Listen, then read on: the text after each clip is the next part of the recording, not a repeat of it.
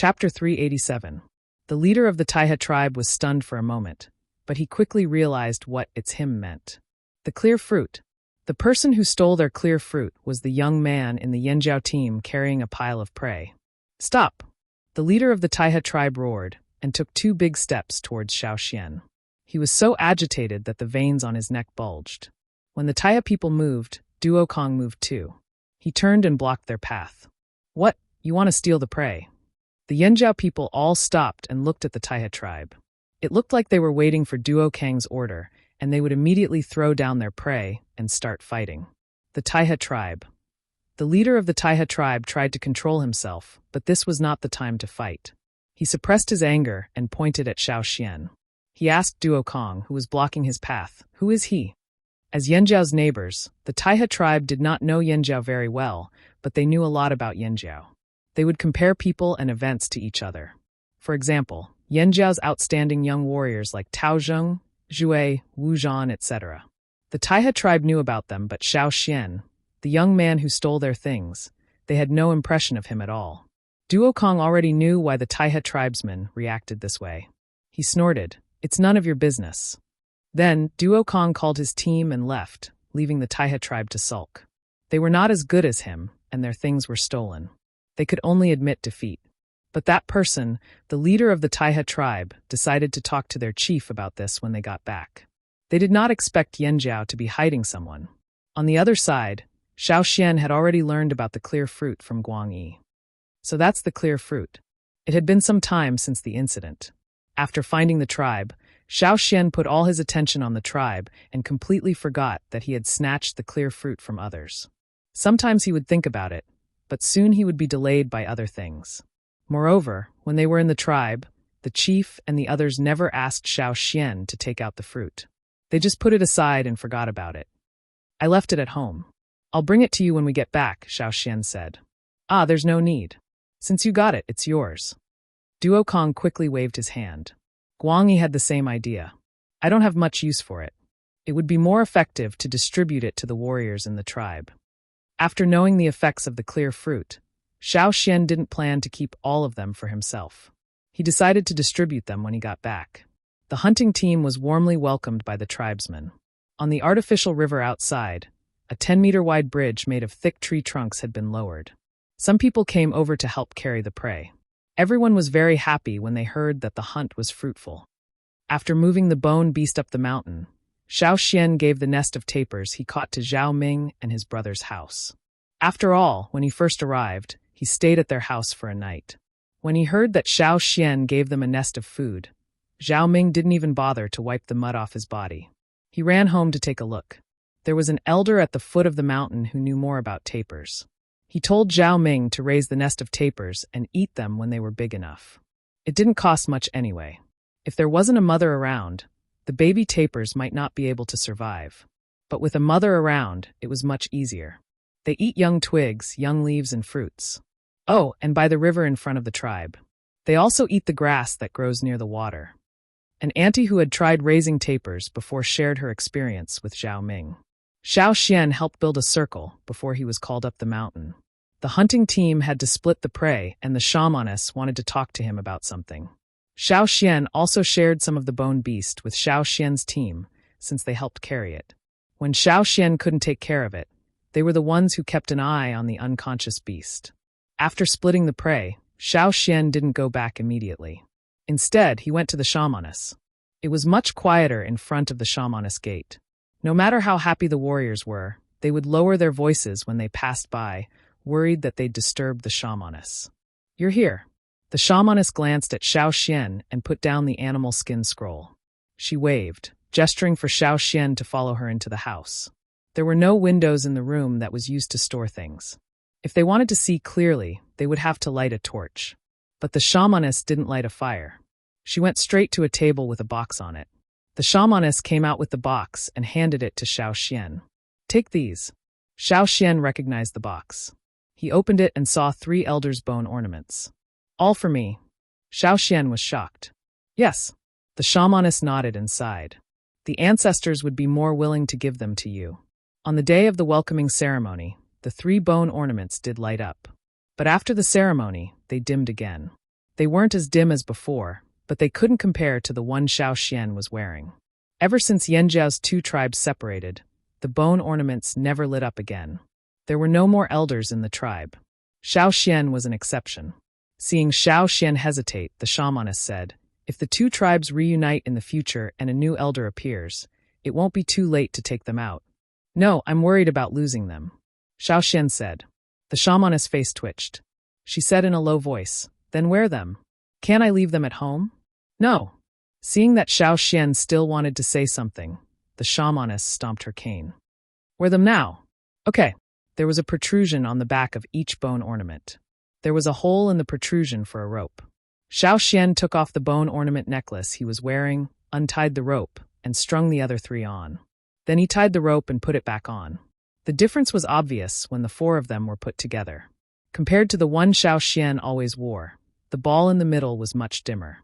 However, after Xiao Xian put the necklace back on, the shamaness noticed that the ball in the middle of the three bone ornaments was brightening at a speed visible to the naked eye, until it was the same as the previous one. Seeing this, the shamaness felt relieved. Sure enough, she had to put the bone ornaments in Xiao Xian's hands. Wearing the four bone ornaments, Xiao Xian came out from the shamaness place. He picked some of the game he had hunted and asked someone to help him cook meat soup. There was no big pot, so Xiao Xian went to take out the big stone pot that had always been in the tribe's warehouse. It was made by the ancestors of the tribe when they came here. Sometimes, when the tribe held large-scale celebrations, they would take out the big stone pot and cook a big pot for everyone to share. The first day, they cooked on the mountain, the second day on the mountainside, and the third day at the foot of the mountain. They cooked for 3 days in a row. Xiao Xian hunted so much game that he couldn't finish it all by himself. Besides, he originally wanted to hunt more to share with everyone. As for the clear fruit, after Xiao Xian cut it open, he found about 20 small seeds inside. He took half of it to the chief as a gift from Xiao Xian to the tribe. The other half was kept by Xiao Xian. If anyone needed it in the future, they could exchange it with Xiao Xian. After settling those matters, Xiao Xian finally had some free time. He returned to the house and took out the 3 stones he brought back from the dry riverbed to study them. On the table next to the window, Xiao Xian washed the 3 stones and placed them in a well-lit area. He carefully examined them and scraped them with a knife. The hardness was similar to the stone he got from Mute Crocodile. The quality and color of the stones were very similar, but he still couldn't tell if they were the same as the drumming tribe's water moon stones. After all, there was no drumming tribe here, so these stones couldn't have become water moon stones, right? There was no other way. Xiao Xian let out a long sigh. He turned one of the stones in his hand and recalled the harvest of water moon stones when he was in the drumming tribe. Speaking of which, the reason why the water moon stones could be successfully transformed was because of the fire seed. As he was thinking, Xiao Xian's expression suddenly froze. He immediately gathered his thoughts and observed the changes in his mind. In his mind, the totemic flame was still there, but the shell covering it was different. It was flashing. The light shield outside the fire seed flashed. Every time it flashed, it became brighter. At the same time, Xiao Xian could feel a thin thread extending out from the shell. The thread traveled along Xiao Xian's arm to his palm, then to the stone. Rustle, rustle, rustle. It was like the sound of fine particles falling. It was the same sound that Xiao Xian had heard when he was at the water moon channel of the drumming tribe. Chapter 388. When the buzzing stopped, the line in his mind was retracted. Xiao Xian looked at the stone in his hand. Just a moment ago, it looked very ordinary, but now it was as smooth as a peeled boiled egg. The crystal had a slight coolness to it, very similar to the water moon stone. Just as he was about to move, Xiao Xian suddenly felt his vision go dark. It was like standing up after a long period of squatting. The blood circulation in the body was blocked, and the brain was deprived of oxygen, causing dizziness. He was a little tired, but after a few breaths he felt much better. Xiao Xian looked at the stone in his hand again. It looked similar to the water moon stone. Although there were slight differences in color and transparency, it was not much different. Was it really a water moon stone? Yang Guang was just right outside the window, illuminating the room. Xiao Xian closed the window and closed the door. The room suddenly darkened. If it was a water moon stone, in such a dim environment, it would definitely emit a sparkling light. However, it turned out that it was not the same. The stone in Xiao Xian's hand also emitted light, but the light it emitted was very dim. It could not illuminate the room at all. If there was an animal skin scroll with words written on it next to this stone, it might not be able to see the words clearly. This kind of brightness could not be compared to a water moon stone. However, knowing that it was similar to a water moon stone was still useful information for Xiao Xian. Xiao Xian did not immediately turn the other two stones into the same state. He planned to sit down and rest first. He had used a lot of energy to make the stone just now, so he felt very tired. At this time, someone knocked on the door. "Elder Xiao Xian, are you there? The chief wants to see you."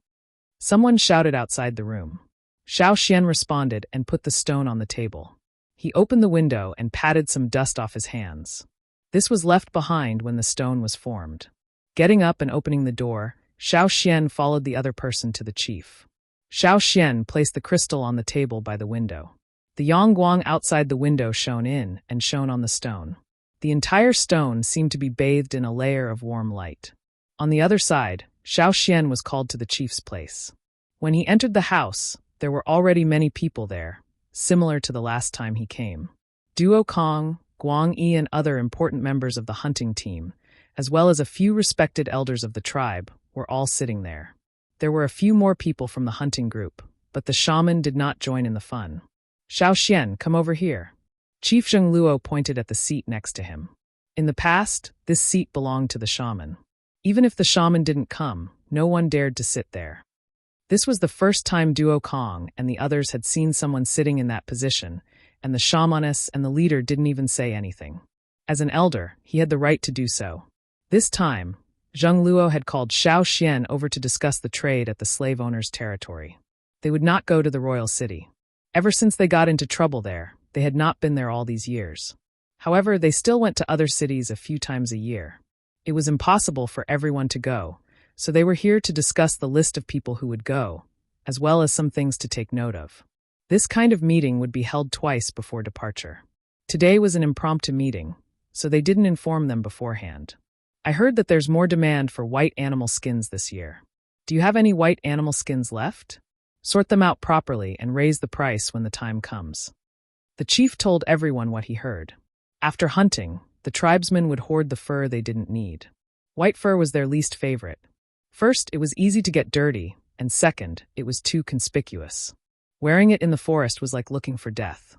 However, white beasts were rare in the forest, and most of them appeared in the winter, or in the snowy mountains further away. Who would go there for no reason? "Chief, do you still want spotted ones?" Duo Kong asked, rubbing his hands. Their family had hoarded a lot of spotted animal skins this year. Last year, the slave owners liked this color, so they sold it at a high price. As for the other colors, they kept it for themselves. Well, Zheng Luo thought about what he heard. "I heard that they don't like it this year." Duo Kong stopped rubbing his hands, the smile on his face crumbling. "Why do they change every year?" Zheng Luo ignored Duo Kang's annoyance and turned to Xiao Xian. "Xiao Xian, you came to the tribe late, so you didn't hoard much. You don't have anything to sell, but you can come and take a look. You can help everyone when the time comes." Zheng Luo hoped that Xiao Xian could learn more about the situation here, but he was also worried that Xiao Xian wouldn't have anything to sell. If Xiao Xian went there and saw the other people in the tribe selling happily, Xiao Xian wouldn't feel good just by looking at them. "Don't worry, I know." Xiao Xian smiled. Duo Kong and Guang Yi looked up at Xiao Xian at the same time, but didn't say anything. After the meeting, the chief invited everyone for a meal. The meat was the bone beast meat that Xiao Xian brought out. They ate, drank, and chatted. Although there weren't many seasonings here, the tribesmen were smart enough to add some fruits and leaves to the soup. It tasted good. Xiao Xian had to learn from them. "I haven't eaten it in so many years. It still tastes the same," an elder said, smacking his lips. Another elder also talked about how they hunted bone beasts years ago.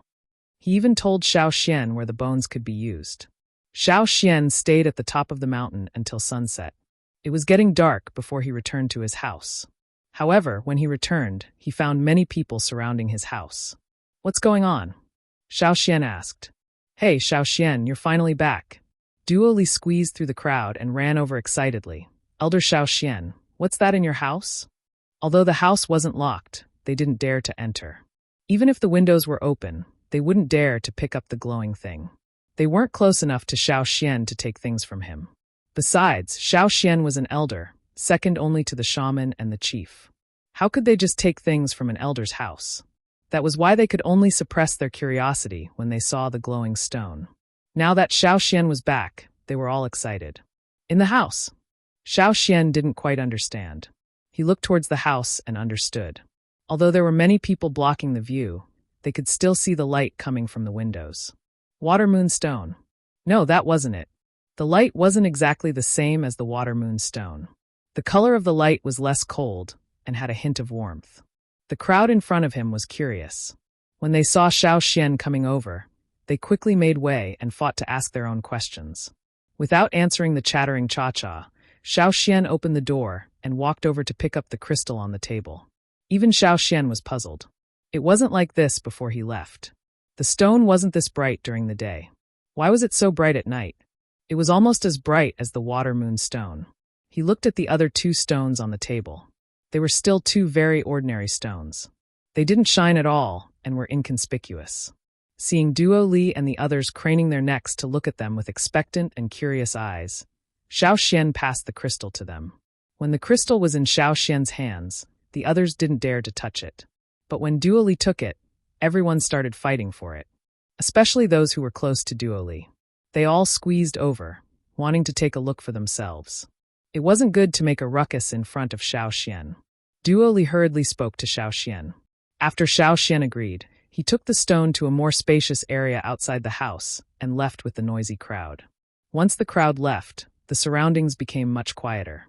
Xiao Xian sat by the table and picked up the other two stones, wondering what was going on. Chapter 389. After a while, Duo Li returned the crystal to Xiao Xian. He was quite reluctant to give it back, as he felt that it would be much more convenient to have a glowing crystal at night, much more convenient than lighting a fire. More importantly, he had never seen it before. It was his first time seeing it, and he felt that it was very rare. Xiao Xian, where did you get this crystal? Duo Li asked curiously. Yes, Elder Xiao Xian, where did you find this stone? Can you tell us about it? Even Tao Zheng and the others came over. Before this, they had never seen Xiao Xian take out something like this. They had heard of glowing stones, but they had never seen one with their own eyes. It was said that the slave masters had some of these things, but they didn't know where they got them. Xiao Xian took the crystal and said, "This stone," everyone pricked up their ears. "I picked it out from the dried river that day." As he spoke, Xiao Xian took the other two stones from the table and showed them to them. Because of the glowing crystal, the room seemed to be lit by a small table lamp, illuminating the two stones Xiao Xian took out very clearly. "How is this possible?" Duo Li exclaimed. "This is it." Tao Zheng picked up the other two stones. No matter how he looked at them, he couldn't see any difference between these two stones and the glowing one. Xiao Xian nodded. "How did it change? Cut it open?" "No, it's useless to cut it open. As for how it changed, I actually don't understand it either," Xiao Xian said. He really didn't understand, so naturally he couldn't explain it to them. They asked a few more questions about the glowing stone. As the night deepened, Duo Li and the others reluctantly left. After everyone left, Xiao Xian had time to study the stones again.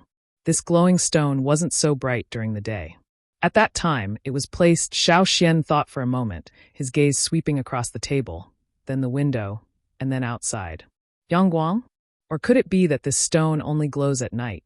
Regardless of the situation, Xiao Xian intended to try again.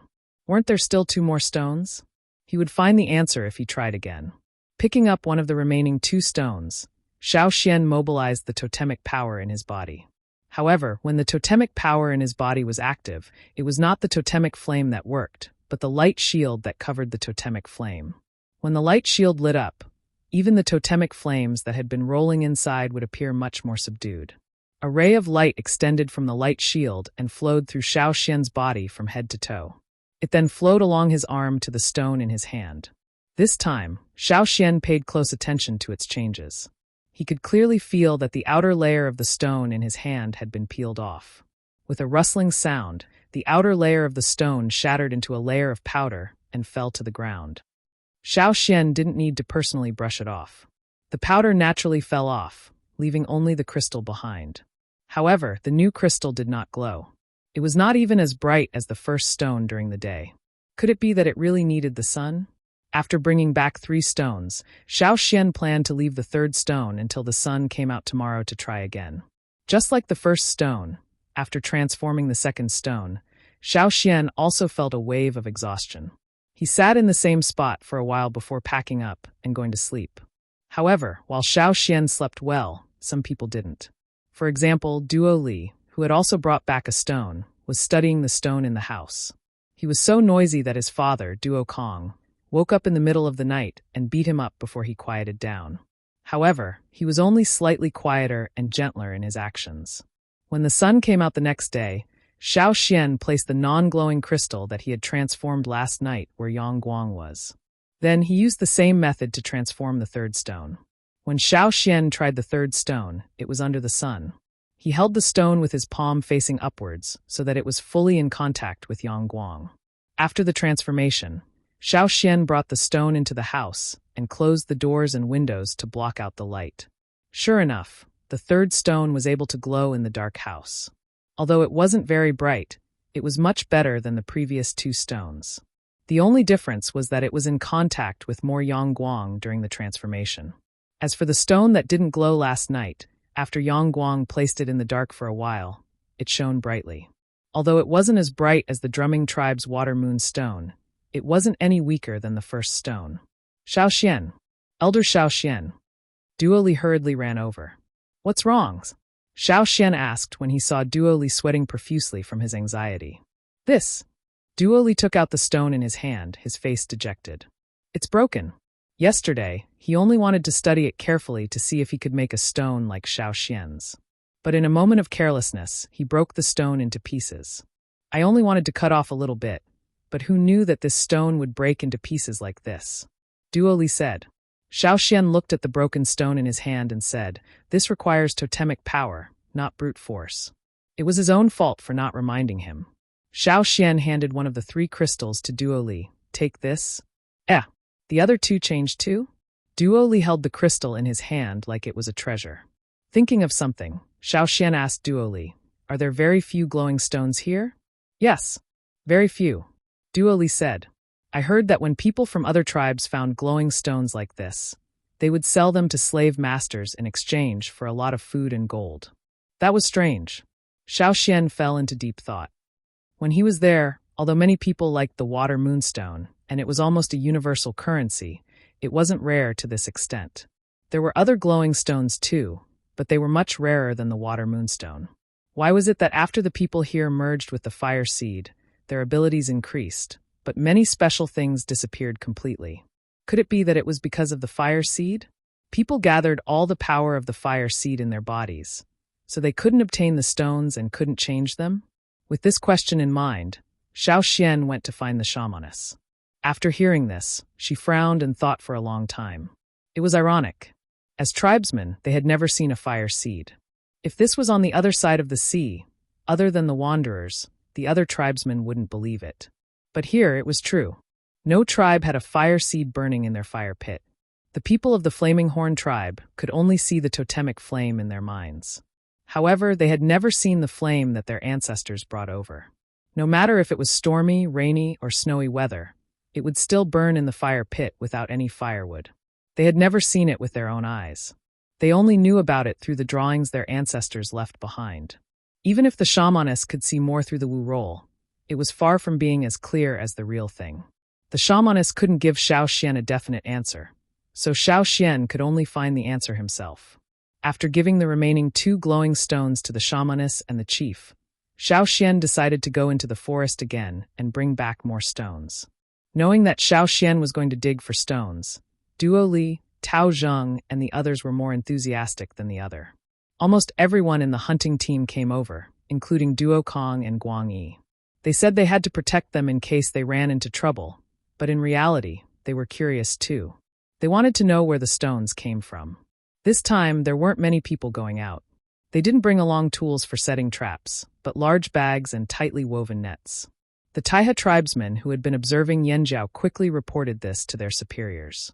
But no matter what, they couldn't guess what the Yanjiao people were up to. Did they find some treasure? The Taiha tribesmen didn't understand. On the other side, the people who went into the forest had a clear goal. They weren't hunting, so they didn't pay attention to anything else. Even if a fat dinosaur walked past, they didn't give it a second glance. Compared to the dinosaur and other meaty beasts, they were more interested in the glowing stones. If they could get their hands on those glowing stones, they could exchange them for more bronze weapons from the slave masters. That was the most important thing. They rushed to the dried-up riverside. Duokong saw all kinds of weeds growing on the riverbed and the ordinary stones. He couldn't believe it. That's it. This was completely different from the gemstones with halos he imagined. He was wondering why they hadn't seen any of these stones before, but Xiao Xian found them the moment he arrived. These stones had a common face. If it wasn't for Xiao Xian, they wouldn't have found these treasures even if they walked 1,000,000 times. That's it. Duo Li couldn't take it anymore. He took out a long wooden pole that he had prepared earlier. There was a shovel-like object at the front of the pole. He shoveled and lifted the stones from the riverbed to the bank. Xiao Xian hadn't done anything yet, but the others were already busy. They had a clear division of labor. Some were in charge of scooping up the stones, while the others were in charge of picking them up. The dried mud on the riverbed was poked here and there by the wooden pole. The dried upper layer cracked open and some of the soil was pushed aside, revealing the mud underneath. And in the mud, they could see some stones. There are stones under there too? Duo Kong snatched the pole from Duo Li and shoveled it into the mud. There really are. The stones covered in mud were lifted onto the table.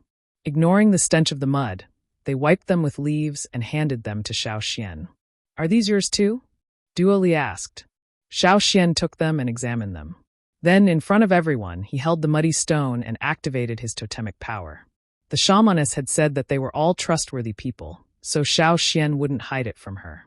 Plus, if everyone could have this skill, they would be able to produce more crystals. It would be a good thing for the flaming horns. Realizing what Xiao Xian was about to do, everyone stopped what they were doing and stared unblinkingly at the small stone in Xiao Xian's hand. They didn't want to miss anything. Even Guang Yi, who was usually serious, couldn't help but look curious. However, he wasn't interested in the stone in Xiao Xian's hand. Instead, he was interested in the totemic power around Xiao Xian. Xiao Xian came from another Yanjiao tribe. The fire seed was still there. Guang Yi was curious about the differences between the two tribes. Chapter 390. Squeak, squeak. The sound of something falling to the ground was heard. The muddy stone in Xiao Xian's hand seemed to have been washed away by an invisible current. Starting from the top, the outer layer of the stone crumbled and fell along with the mud, revealing the smooth surface of the crystal. Duo Li's eyes almost popped out. It looked like the crystal was wrapped inside the stone. As long as the stone was cut open, it could be seen. But he knew very well that if he cut open the stone, there would be nothing. The stone would even crumble into pieces. How is this possible? Duo Li took the crystal from Xiao Xian's hand and looked at it closely. There was still some mud on the crystal. He wiped it off with his hand and covered it with an opaque animal skin bag. There was indeed light, but it was not very bright. We need to bask in the sun for a while, said Xiao Xian. Oh. Okay, let's bask in the sun. Duo Li held the stone and stood straight where there were the most Yongguang. Xiao Xian couldn't stand it, so he said, just put it on the ground. After putting the stone where Yongguang was, Xiao Xian told everyone to continue fishing for stones. They would leave immediately after they finished fishing. They could still make it back to the tribe before tonight. Knowing that this dry river was full of treasures, everyone became excited and sped up their actions. Xiao Xian told them about the drumming tribe and the water moonstones. It was the first time they heard such a story. Everyone thought it was very strange. Was it caused by the fire seed? If there is a tribe that can continuously produce water moonstones, there will only be one result, said Duo Kong. They will either perish or become slaves, added Guang Yi. That was why everyone would only say that they dug it out from the forest. They would never say that Xiao Xian made it. Everyone who knew about this was the same story. They scooped up more than 10 bags of stones back to the tribe. If it wasn't for the lack of bags and the lack of time to weave more bags, they would have scooped up more. After returning to the tribe, Xiao Xian washed the stone and told them about his experience in transforming the stone. After all, the power that transformed the stone came from the eggshell-shaped cover, and not from Yanjiao's totemic flames. The result was just as Xiao Xian had expected. No one else was able to change the stone no matter how hard they tried. Even if the shamans did it personally, the result would be the same. Totem power and legacy power were used one after another, but they were still ineffective. Everyone gave up after trying. The totem power fluctuation around Xiao Xian was different from theirs. It wasn't unfamiliar, but it wasn't familiar either. It felt strange, but it was something they couldn't do. With a shortcut closed, it was impossible for everyone not to be disappointed. How about this? If I have time, I'll make more. Even if I can't trade it with the slave masters, I can keep it for everyone to use, said Xiao Xian. The shamans shook their heads. Looking at Xiao Xian's tired face, they said, "Do what you can. No one knows if this transformation will harm you or not. In the past, without these crystals, everyone still lived well. It's fine." After everyone left, only Xiao Xian and the shamans were left. The shamans asked Xiao Xian how he felt. Other than being tired, were there any other injuries? Xiao Xian had just made 2 crystals. "I'm really fine. I'll be fine after some rest," said Xiao Xian confidently. "No matter what, you have to be careful," reminded the shamans. "Yes, I know." Back in his house, Xiao Xian looked at the big bag of stones on the ground and thought about what happened today. Other than him, no one else could successfully transform a stone into a stone. The power he possessed did not repel the totemic flames of the Flaming Horn tribe. It could also be used on the Rain tribe, the Drumming tribe, and even the slave masters. What kind of power was this? Xiao Xian didn't know. The only thing he was sure of was that it had something to do with the fire seed. Over the next 2 days, Xiao Xian tried to transform more than 10 crystals. Every time he found that the outer cover in his mind darkened, that was the limit. He stopped to rest, slept for a night, and was full of energy the next day. Compared to the beginning, Xiao Xian didn't feel as tired after transforming a single stone. He didn't see black after the transformation, but he couldn't take it anymore. These crystals needed to absorb Yangguang. They couldn't last as long as the Drumming tribe's water moonstones. These crystals could only last for 2 days after absorbing Yangguang. They would only continue to grow dimmer after absorbing Yangguang. Fortunately, there was no radiation, so it was harmless to humans. Xiao Xian didn't know how long this situation would last, but it definitely wouldn't last as long as the water moonstones. However, it was enough for daily use or to exchange for things. Soon, it was time to go out. The list of people going out had already been announced. Many people wanted to go, but they still had to go through the review process. The tribe had 2 main requirements for people going out. First, don't cause trouble. For example, Chief Xiao Xian's younger brother, Zheng Cheng, who was the one who rashly pushed the door open on the first day of Xiao Xian's arrival. Zheng Luo directly excluded him. He was too rash and easily caused trouble, so they didn't let him go out for several years. Second, don't let weak people drag them down. There was also a certain danger when they went out. They might fight with other tribes, or they might fight with the slave owners. Once the fight started, it would not be like hunting at home. The weaker ones would definitely drag them down. This was also for everyone's safety. The people in the tribe packed up 2 days in advance. Sheets of leather were folded and tied up. The people who went out helped carry the things entrusted to them by the people they knew. When the time came, they would bring back the things they exchanged for and distribute them. Xiao Xian was new here, so no one asked him to bring anything. He only brought a leather bag with crystals. Xiao Xian helped the people in the team carry some things. Xiao Xian caught up with the team. The team was led by Duo Kong and left the tribe. Every time they went out at the end of the year, it wasn't just a single tribe. It was possible that several tribes worked together. It was safer that way, and they wouldn't be robbed. And Yanjiao's partner every time was the Taihe tribe. After all, there were only 2 tribes in the area, and they weren't enemies. Although they often had small fights, they could still work together occasionally. It was a win-win situation. Duo Kong brought a team of 100 people to the agreed meeting place with the Taihe tribe. The other side had already arrived, but they had slightly more people than the Yanjiao. After all, not every tribe was as strong as the Yanjiao people. Usually, when the 2 tribes met, they would look at each other with disdain. They would never look at each other in the eye. But today was different. Both sides were quite friendly. Although they didn't express friendliness, they didn't mock each other either. As for the Taihe tribe's evaluation, the shaman had told Xiao Xian that the reason why the Yanjiao could get along with the Taihe tribe until now was because the Taihe tribe wouldn't stab them in the back. The Yanjiao people later took revenge on the tribes that had stabbed them in the back. They even forced a tribe that was originally nearby to leave. Only the Taiha tribe had cooperated until now. In the past 1,000 years, the two sides had even intermarried. Xiao Xian saw a few familiar faces in the Taiha tribe's team. They were the people he had beaten up when he was chasing the long-clawed monkey in the forest. When they saw Xiao Xian, they were already furious. When they saw Xiao Xian smiling at them, they gritted their teeth. "What the hell are you smiling at?" Chapter 391. The teams of the two tribes got along peacefully along the way. Occasionally, they only communicated with their eyes. At most, they bared their teeth and did not directly quarrel. Even those who had been holding their breath and staring at Xiao Xian did not directly get angry or provoke Xiao Xian.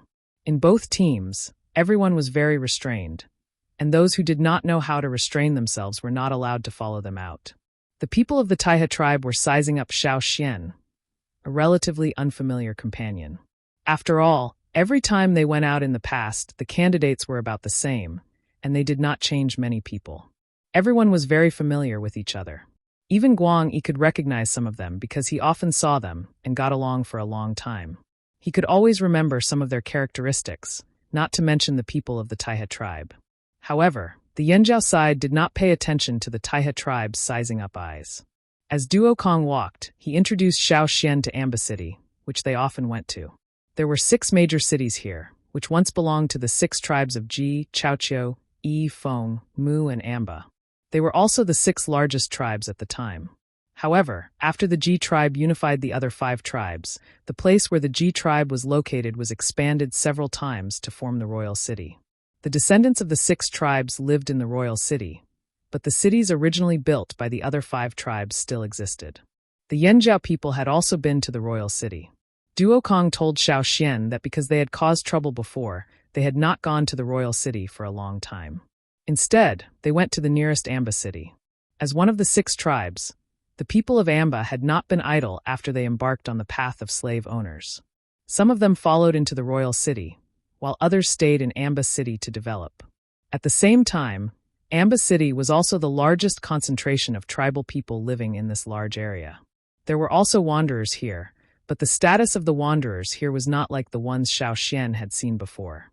Because of the integration of the fire seed, their dependence on the tribe was much less. People became free and ambitious.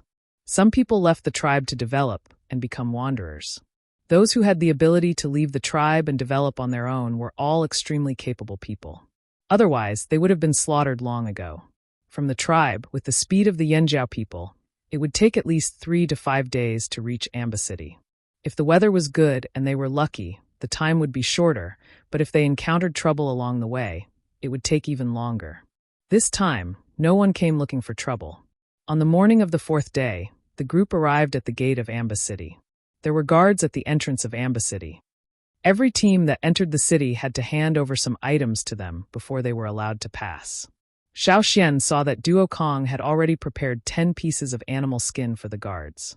Every 10 people had to hand in 1 piece, and it had to be of good quality. The man picked carefully, afraid that Duo Kong would give him something of inferior quality. After looking, the man's eyes circled around the bundle of animal skins on Duo Kang's back. He wanted to say something, but a few people came up beside Duo Kong. A dozen tall and strong Yanjiao people easily carried the large bundle of things. They moved their exposed muscular arms and grinned silently, revealing big white teeth. The gatekeeper didn't say anything. Thinking that these were Yanjiao people with bad tempers, he would definitely be the one to suffer if they made a fuss. After weighing the pros and cons, he could only give up. Everyone knew that the Yanjiao people dared to make trouble in the royal city. The Taiha tribe benefited because they were with the Yanjiao people and were not harassed. However, the teams that entered the city later were exploited miserably. The city was much larger than the cities in the desert, and the houses were neatly built. There were houses on both sides of the street that sold cloth, pottery, food, jewelry, and so on. Duo Kong said that more than half of the people there were wanderers. After entering the city, the group went straight to their destination, which was a relatively special area in Amba city. It was specially used by tribesmen who entered the city to trade.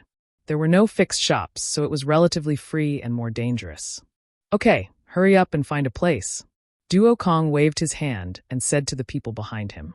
There was no need to say more. The people behind him began to assign tasks. Some people put down the things they were carrying, and then like a forklift, they used brute force to shovel away the people in front of them, clearing an open space, and then began to set up tents. The tree trunks that had been cut down on the way were inserted into the ground, and the framework was set up. Large rolls of coarse linen were unfolded. There were many holes in many places, but no one cared as long as they could be used. The Taiha tribe set up next to the Yanjiao tribe. Looking at everyone's movements, they were very skilled and the division of labor was clear. After a few tents were set up, the group first unloaded the goods and put them inside, letting some people guard them. The other group took out a piece of animal skin and spread it on their arms, or put it on some simple shelves so that interested traders or slave owners in Amba City could better see it.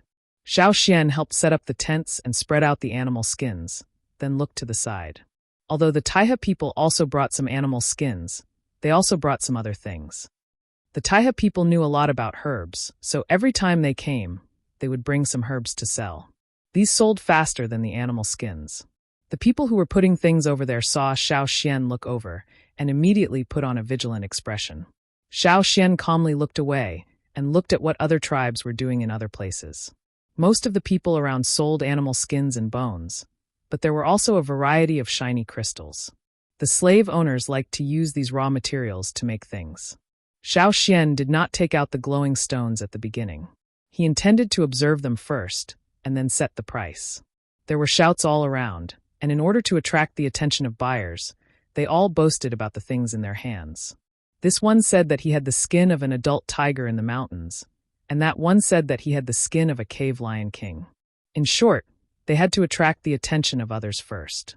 Although the Yanjiao people's voices were loud, it was a pity that they were too honest. The skin of an adult giant bear was not as attractive as the smaller bear skin from the opposite stall. They had just boasted that it was the skin of a bear king cub, but when they were touched and recognized that it was just the skin of an ordinary cave bear, they still quibbled.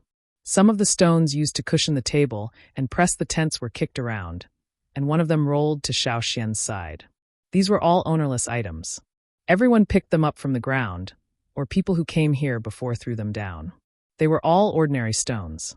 Xiao Xian picked up the stone that rolled to his feet and looked at it. The stone was not good enough to be used as a tool.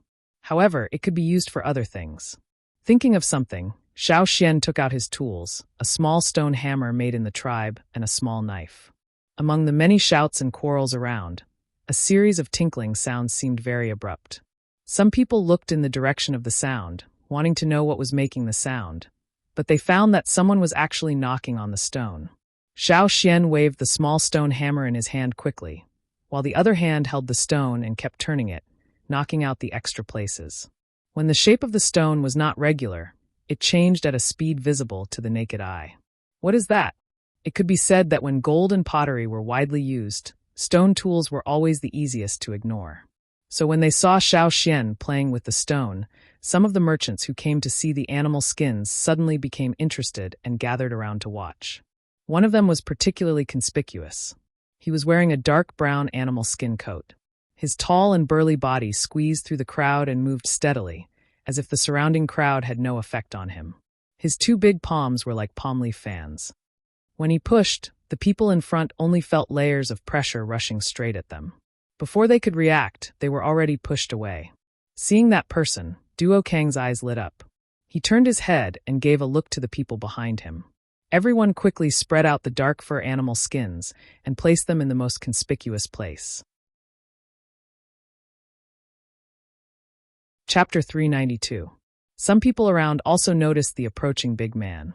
The people who were pushed aside wanted to curse, but when they saw the other party's appearance, they immediately swallowed the words that were about to come out of their mouths.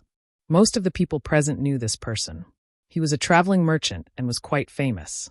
People called him Black Bear, which was very appropriate for his appearance, especially when he was wearing a thick brown and black animal skin coat. Combined with his strong and burly figure, he really looked like a black bear crossing the border. Pushed by the people around him, Black Bear's steps were heavy and steady as he approached Xiao Xian at an even speed. Xiao Xian didn't notice the movements of Black Bear and Duo Kong. At this time, his attention was already on the stone in his hand. He knew that some people had been attracted around him, and more than he expected. Originally, Xiaoxian only wanted to see if he could use the stone carving to attract a few traveling merchants who were looking at animal skins. Even if he couldn't attract them, when the stone carving was done, the carving could be placed here as an advertisement. There would always be people who would be curious. After all, no one around used this method. Xiaoxian's stone carving skills were trained by grinding stone tools. When old Ku taught him, the requirements were quite strict. The subtle mistakes would be pointed out to Xiaoxian one by one, and then he would continue to polish and correct until there were no mistakes. Since the effect of attracting attention was better than expected, he had to be more serious. The general outline had been formed. Xiaoxian replaced the stone hammer and picked up the knife to continue. Carving again, Xiaoxian quickly got into the mood. The tinkling sound was gone, but everyone's attention was already on the stone in Xiaoxian's hand. With the flying stone chips and powder, a forest killer was taking shape. The traveling merchants had already left the hunting life. It had been passed down from generation to generation. Some of them had already stopped coming into contact with any large beasts and ferocious beasts. It was natural to feel strange to encounter such a stone carving. "This is a carving of a giant bear?" A Yanjiao person next to Xiaoxian cried out. When the word giant came out of his mouth, his pretentiousness immediately increased. At the same time, it also proved to others that they had indeed hunted a giant bear. How could they carve such a vivid image of a giant bear if they had never hunted one before? Although there were people who carved on bronze or other objects, they had never seen such lifelike stone carvings. This stone sculpture was very small, but one could feel the ferocity of a ferocious giant bear roaring in the deep mountains and forests. Before the stone sculpture was finished, someone asked, "How do we exchange for this stone sculpture?" Tribesmen usually asked to trade directly. Most of the people around were merchants, so they knew the tribesmen's requirements very well. Some people even took out a copper knife and wanted to use it to trade. When the others saw this, those who had the same idea also moved. They took out a knife that was slightly bigger than the person in front of them and went directly to Duokong to negotiate. The people here were smart enough to know that the leader of the Flaming Horn tribe was Duokong, who was standing next to them. If they wanted to negotiate, they would have to talk to the person with the most authority. As for the kid sculpting, he had to listen to the leader. So, the people who thought they were smart directly targeted Duokong. Black Bear, who had already walked in front of Xiaoxian, did not speak. His eyes were fixed on the stone sculpture in Xiaoxian's hands that was about to be completed. A stone sculpture could transmit the sculptor's consciousness. Looking closely, Black Bear could see that this small stone sculpture was actually transmitting a wild and violent aura. It really was like a giant bear waving its giant paws and roaring in the forest. If Xiaoxian was carving other beasts, Black Bear would not be so serious. It couldn't be helped. Who told him to like bears? Their ancestors worshipped bears and worshipped the strength of bears. But at the same time, they also worshipped the warriors who hunted bears as fierce warriors. Now, the tribe had become a caravan, and they rarely had the opportunity to go into the forest to hunt giant bears. However, their obsession with bears was still passed down. The symbol of their caravan was the totem, the bear. From the moment he saw the stone sculpture in Xiaoxian's hands, Black Bear's eyes could not move away. "I want 20 pieces of animal skin," Black Bear said. Compared to the others who directly negotiated to buy the stone sculpture, Black Bear's words were more tactful. Duokong, who was chatting with a few people, heard this and immediately called for people to count the beast's skins. He even chose the best quality ones. Black Bear's reputation was not bad. No matter what his style was in other matters, at least he was very honest when it came to trading. He would not be stingy when it came to trading. There were large pieces of animal skin, but generally speaking, there was no need to specifically mention large pieces of animal skin. Basically, they were talking about small pieces of animal skin. Fearsome beasts were huge, and if a piece of animal skin was too big, it would not be easy to sell. Everyone bought it back to make clothes, so they did not need such a large piece. Therefore, there were small pieces of animal skin. As time passed, everyone formed a consensus. There was a fixed standard, and the size of the animal skin was similar. It was as if they had formed a set of quantitative units. The toll paid to the gatekeeper when they entered the city was a unit of cut animal skin. After the 20 pieces of animal skin were sorted out, Duo Kong had people stack them up and pass them to Black Bear. After checking the animal skin, Black Bear looked at Xiao Xian. "How about 20 pieces of animal skin and the stone sculpture for me? I can compensate for it with gold." The gold that people here talked about mostly referred to bronze, which was also the target of Yanjiao people. At this time, Xiao Xian's sculpture was just finished. Hearing Black Bear's words, Xiao Xian blew away the stone fragments on the stone sculpture and looked up at Black Bear. His eyes were calm as he said, 30 pieces. Black Bear's gaze went back and forth between Xiao Xian and Duo Kong. Then he looked away and nodded to Xiao Xian. "Okay, another 10, no, another 20 pieces. Bear skins are best. If you don't have any bear skins, then find something close to one." Duo Kong grinned and signaled to the people behind him to sort out another 10 pieces. While the others were sorting out the animal skins, Black Bear received the stone sculpture. He looked at it and was very satisfied. He carefully put it into a thick bag of fur that he carried with him. Then he pulled the rope of his coat, grabbed it with both hands, and opened the heavy coat to Xiao Xian, Duo Kong, and the others in a domineering manner. Black Bear's coat revealed large and small knives, swords, axes, and other bronze tools. Some of them were in the inner clothes, some of the bigger ones like axes and swords were in the waist, and some of the lighter ones were hanging in the inside of the coat. Xiao Xian. He cursed several times in his heart. No wonder Black Bear gave off such a strong sense of heaviness. It really was heavy. How could it not be heavy when carrying so many things? How was this a bear? It was practically a human weapon carrier. However, this also proved that Black Bear was indeed strong. To be able to carry so many things around every day and still live until now, without enough strength, there was no way he could have survived. Duo Kang's eyes lit up. He looked at the objects of different colors and sizes. He raised his hand and pointed at a few of them. Some were big, some were small. How many things could be exchanged for 40 of those animal skins? And what quality they could be exchanged for, Duo Kong knew in his heart. When the two sides finished trading, the people around them started clamoring to trade with them. 10 pieces of animal skins were all bought. With Black Bear in front, they did not doubt the quality and origin of the animal skins that the Yanjiao people brought out. Everyone knew that Black Bear would not buy anything bad. Even if they did not know the Yanjiao people well, following Black Bear was definitely the right choice.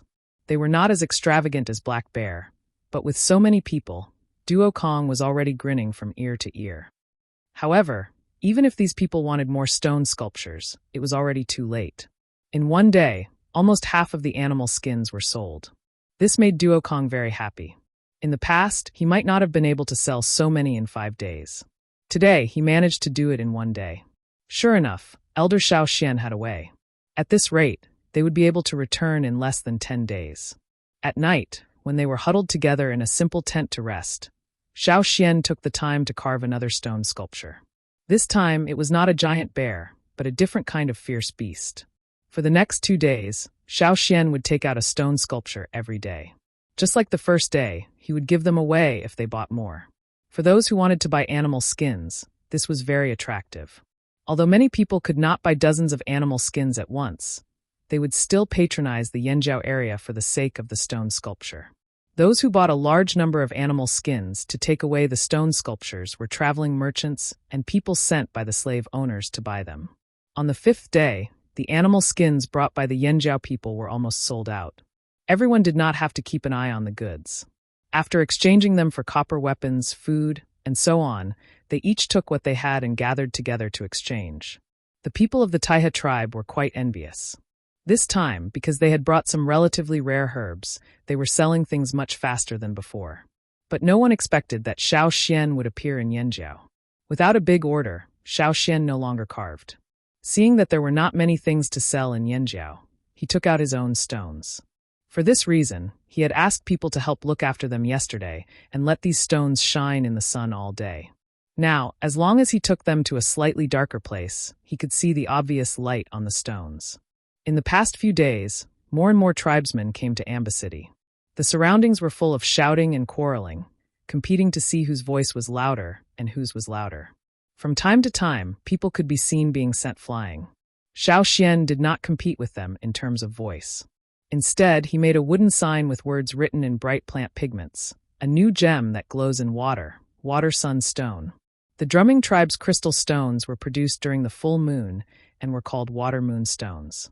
Shao Xian made this one to absorb the Yangguang, so he changed the moon to sun. The wooden sign was supported by a long pole and inserted next to it. There was no need to shout, just directly waiting for people to come.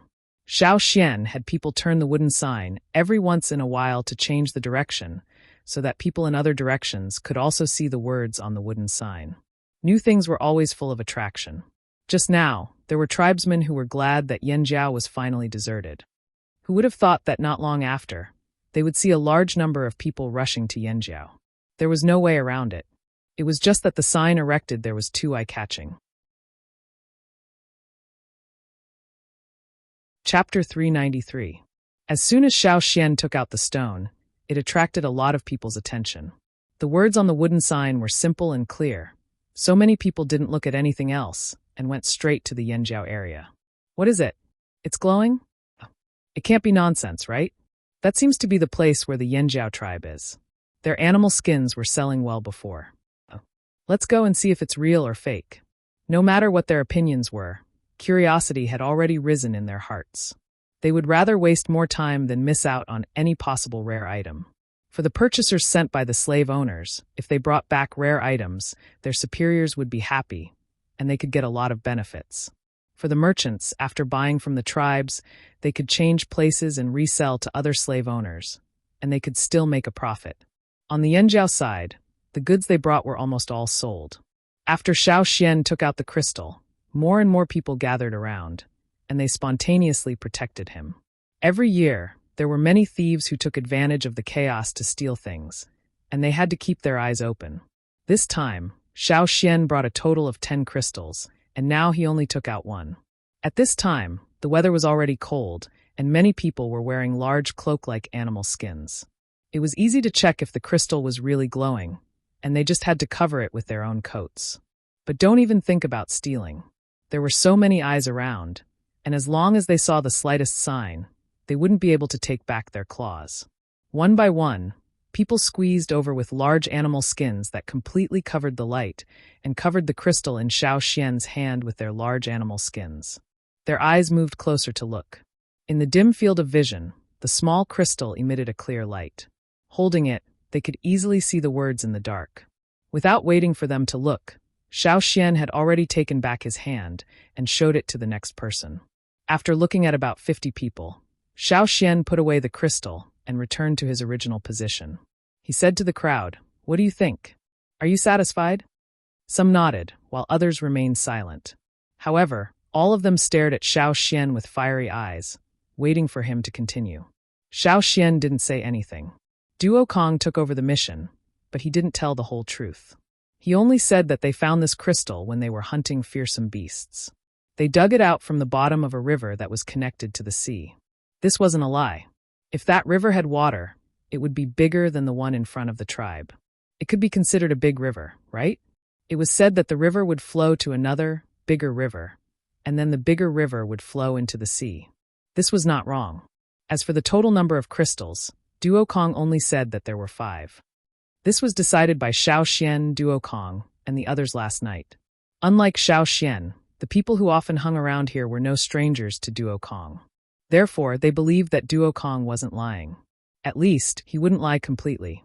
While Duo Kong was introducing the glowing crystals to everyone, Black Bear, who had been away for 3 days, was sitting in a stone house with a large yard in the city. He was holding a large ceramic bowl and gulping down meat soup. There was a large piece of barbecued meat on a plate next to him, which he finished in 2 or 3 bites. While Black Bear was eating, a big man hurriedly pushed open the door and came in. "Boss, the tribesmen have something again," the man shouted as he ran. Every year when the tribesmen came, they would bring some rare things. Although Black Bear had left, he still sent people to keep an eye on them. "Did something come out over there?" Black Bear wiped his mouth, put down the bowl, and asked. The Yanjiao people brought out a glowing stone. "That stone really glows." "Really, I saw it with my own eyes." The big man was afraid that Black Bear wouldn't believe him, so he quickly assured him. "Yanjiao people again?" Black Bear muttered. He put on his coat, called his men, and strode over. On the other side of the chaotic trading ground, Duo Kong had already explained the rules of the trade. They had also discussed it beforehand. They would use the auction mode, and 5 crystals would be auctioned together. This kind of crystal would definitely attract more attention. If they split the auction, the longer it dragged on, the more disadvantageous it would be for them. They might be able to get more benefits, but the risk was too great. It was better to end this quickly and leave as soon as possible. Duo Kong had already discussed it with the Taiha people. In order to let the Taiha people pack up early, Duo Kong had also given them some grains. Duo Kong took out a bronze sword that was as long as an arm. They had all been trading for a long time, so they could tell the value of this sword at a glance. Duo Kong used this as the starting price and let the others start bidding. 1 sword and a bag of grains. 2 swords. 2 swords and 5 animal skins. What, you don't want animal skins? Then let's have the grains. I promise they were just harvested this year. 2 swords and 10 bags of grains. 3 swords. Hearing the atmosphere getting hotter and hotter, and the bids getting higher and higher, Duo Kang's heart was blooming with joy. Boss, should we also fight for it? The people beside Black Bear were anxious. That kind of crystal, even if it was 5 bronze swords, it was still worth it.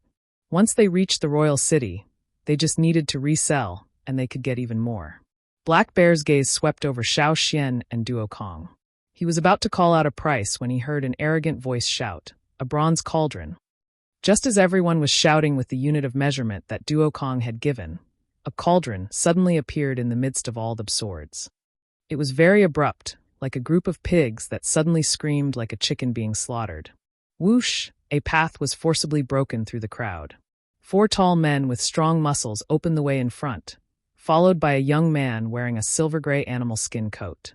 There were other people around him, and the most conspicuous one was the person standing next to him, carrying a heavy object. Every step he took left a clear footprint on the ground, and his bulging meridians pulsed like dragons, as if he was withstanding an enormous pressure. On his back, there was a heavy object wrapped in cloth. A cauldron? Everyone only felt the ground under their feet shaking with the other party's footsteps. Bang!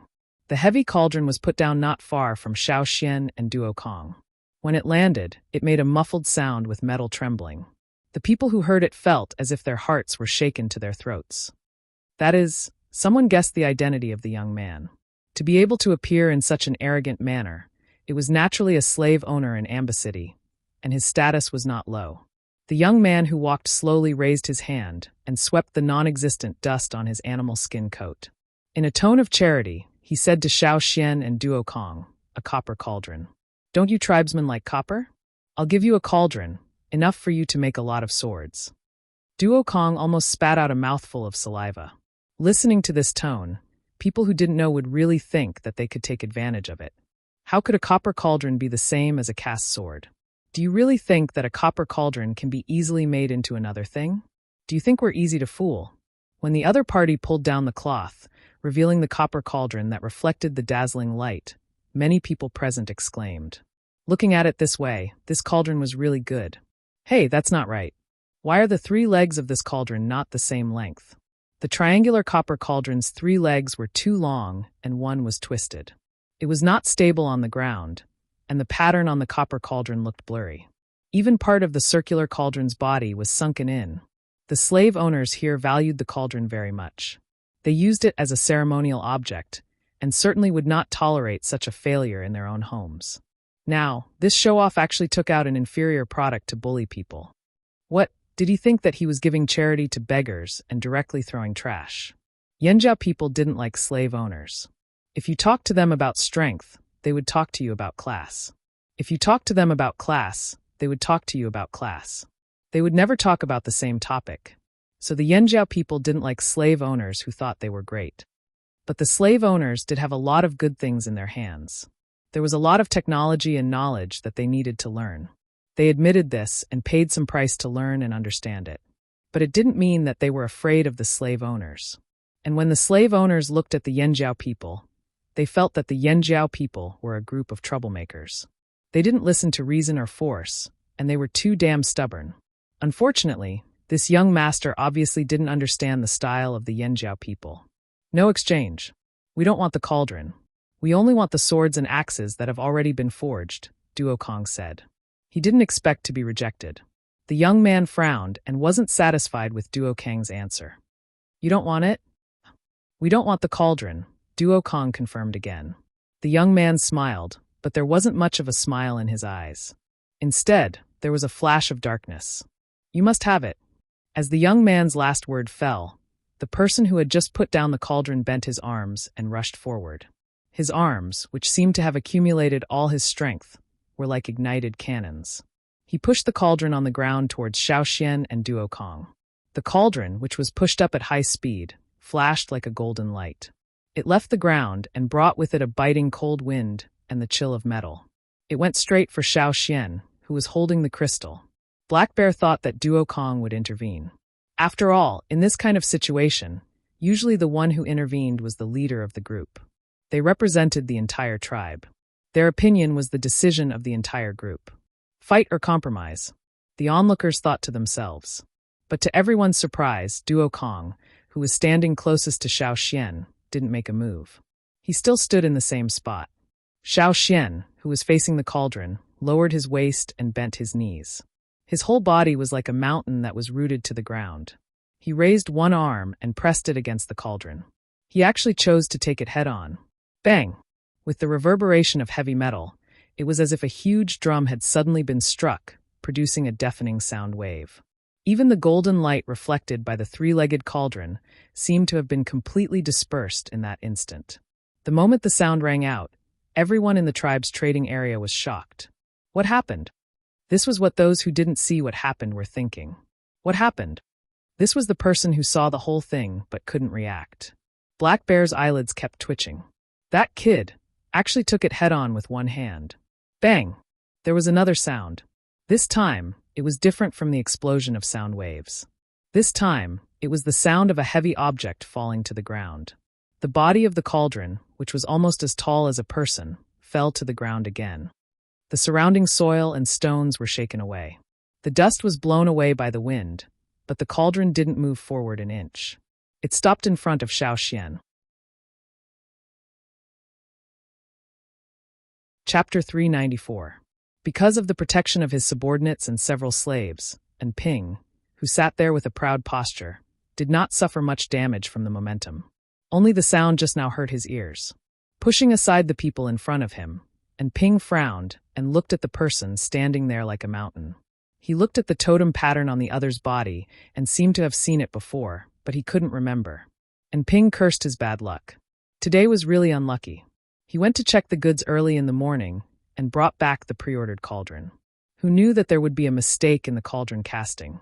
In a fit of anger, he let the slaves around him carry the cauldron away, intending to find someone else to cast the cauldron.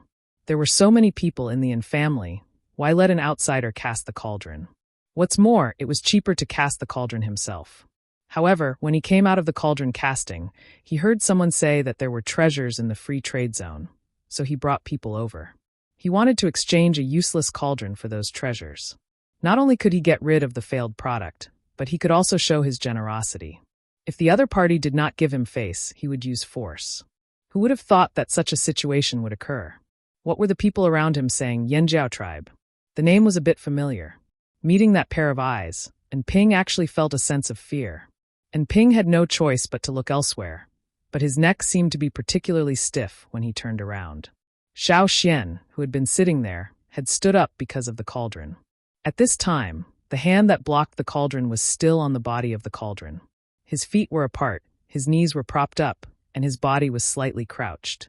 He stood there steadily, giving people the feeling that a sleeping beast had opened its eyes after being provoked. Savage like a beast, this was the evaluation of the people of Amba City who lived in remote places.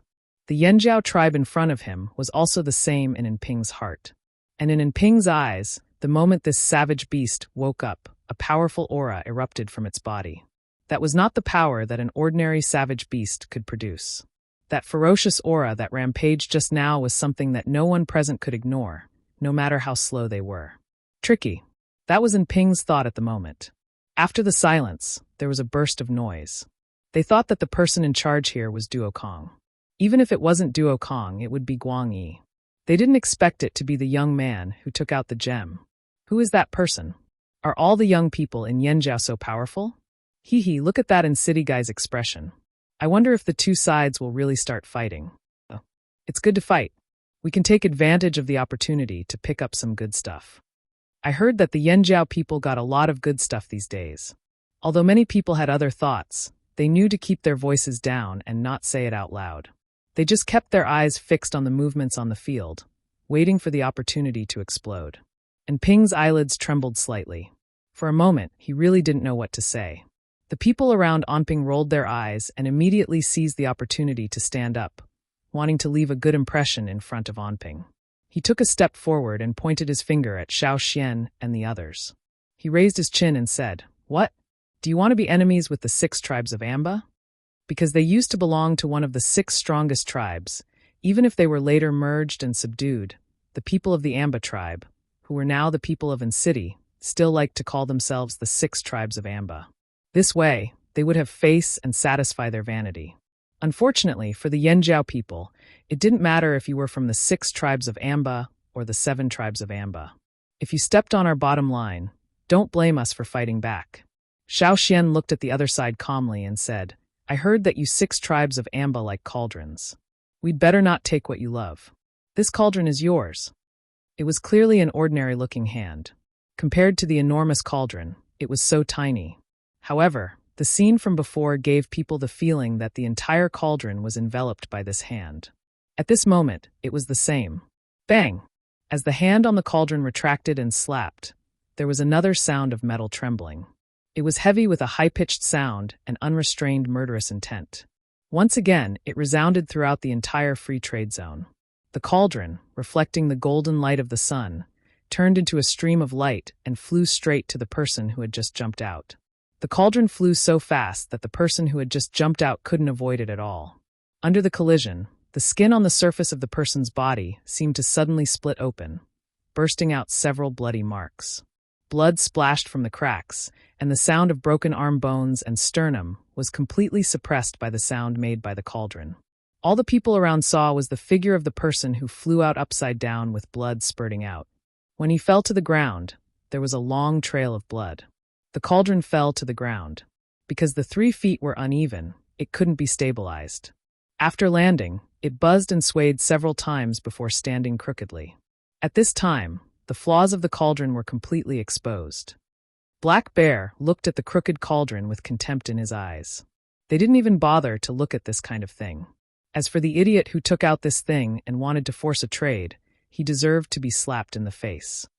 Not only Black Bear, but even the others who were thinking about how to pick up the scraps secretly felt that this was a good slap in the face.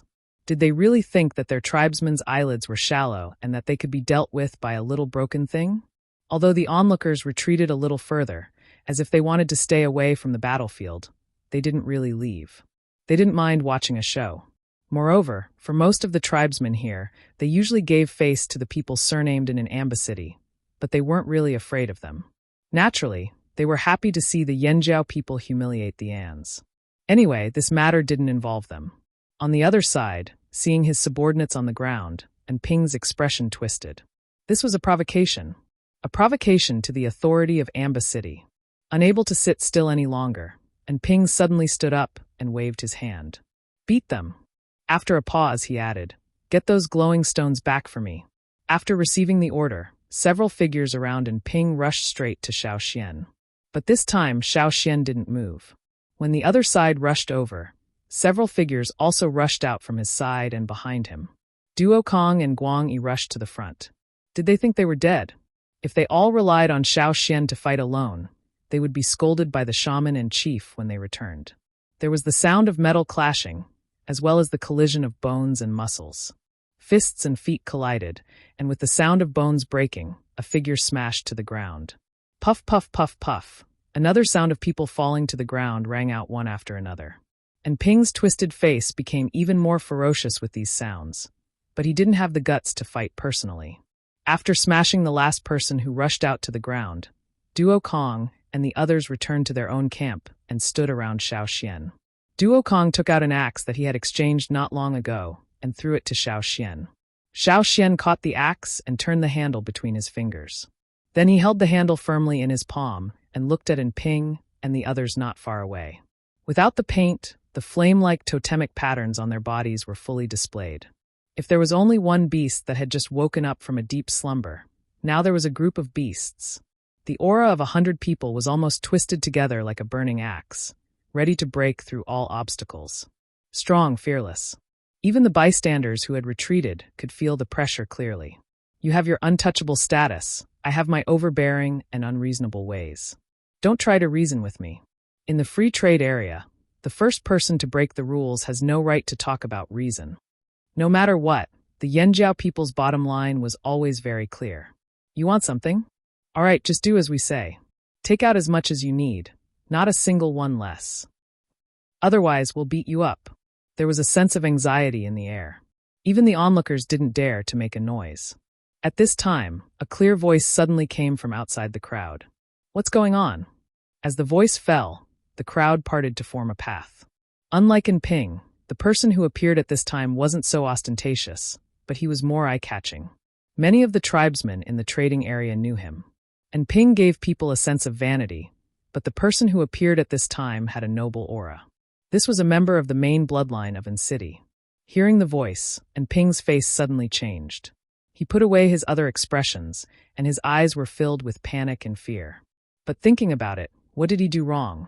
How could the tribesmen not be willing to take advantage of him? Thinking of this, and Ping quickly walked towards that person. Seeing the other person's gaze, and Ping shrank his neck and continued to complain. The first thing he said was, "Those barbarians," not only the Yanjiao people, but also many of the tribesmen who were watching the show, raised their eyebrows.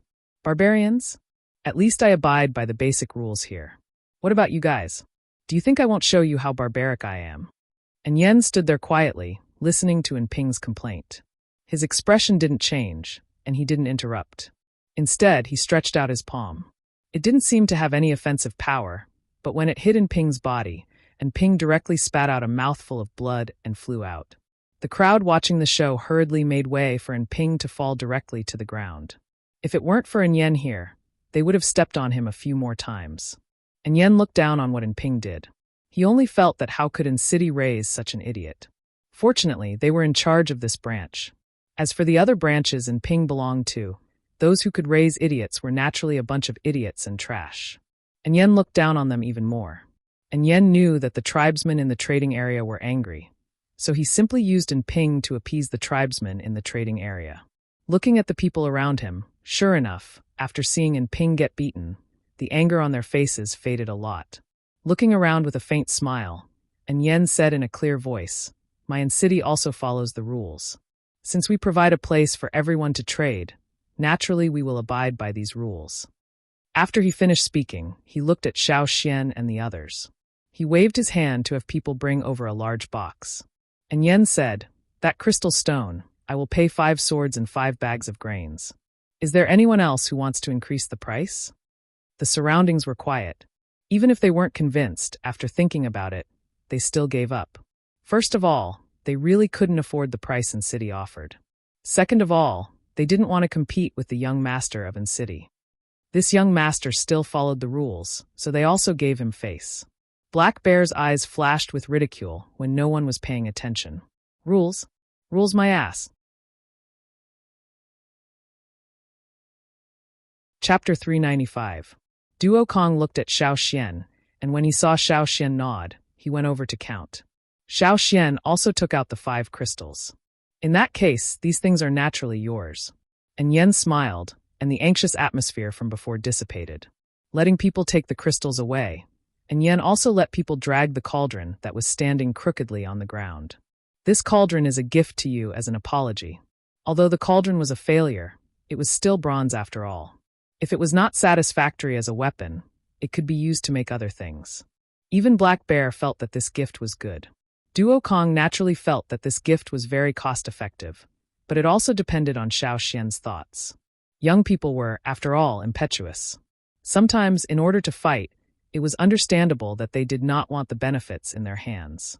Unexpectedly, Xiao Xian smiled and did not refuse. "Thank you." After the two sides completed the transaction, and Yen left with his people, and the trading point returned to its previous state. However, those who wanted to take advantage of the situation were quite disappointed. They regretted that they did not fight.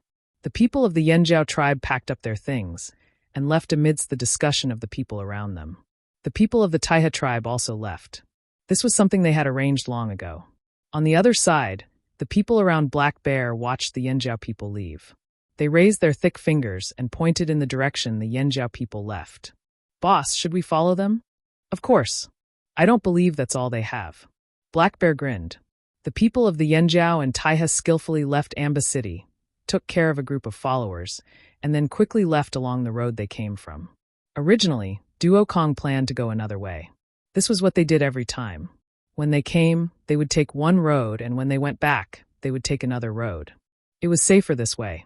However, Xiao Xian suggested that they go along the original road for a while, and then change. Anyway, the two roads were not far from each other at the beginning, so it was not too late to change. There wasn't much cover around this section of the road, so if there was anyone, they would be able to discover it in advance. At first, the people from Taiha were against Xiao Xian's decision, but fortunately, they would still change their route when the time came. After thinking about it, they reluctantly accepted it. However, it was natural for them to have their own opinions, so they didn't give him any face. The large cauldron had already been wrapped in a green-gray cloth, so it wasn't as conspicuous as before. The Yanjiao people were strong, so it wasn't that strenuous for them to carry it. After a while, they would switch to another person to carry it one by one, so it wouldn't take too much time. The journey back was much more dangerous. There were quite a few robberies. Previously, when they saw the Yanjiao people picking up good stuff, there were already quite a few groups who wanted to rob them. This time, no one held back. Those who needed to be killed were killed. So, a slight sound was heard. More robbers? Everyone was on high alert. Xiao Xian smiled when he saw the approaching figure. "They're finally here," Xiao Xian said. "You knew we were coming?" Black Bear asked doubtfully. "I guessed." Xiao Xian didn't say anything else. He had only noticed Black Bear's gaze when he was leaving, and based on other people's evaluation of Black Bear, he had made a final guess. That was why he had everyone follow the original path. The danger level of this journey was not high, and if no one came after this journey, they would switch to another path. Black Bear's thick eyebrows twitched, then he laughed loudly. "You Yanjiao people are really interesting. If they could guess that he was coming, then they could definitely guess something else." The Yanjiao people were smarter than he thought.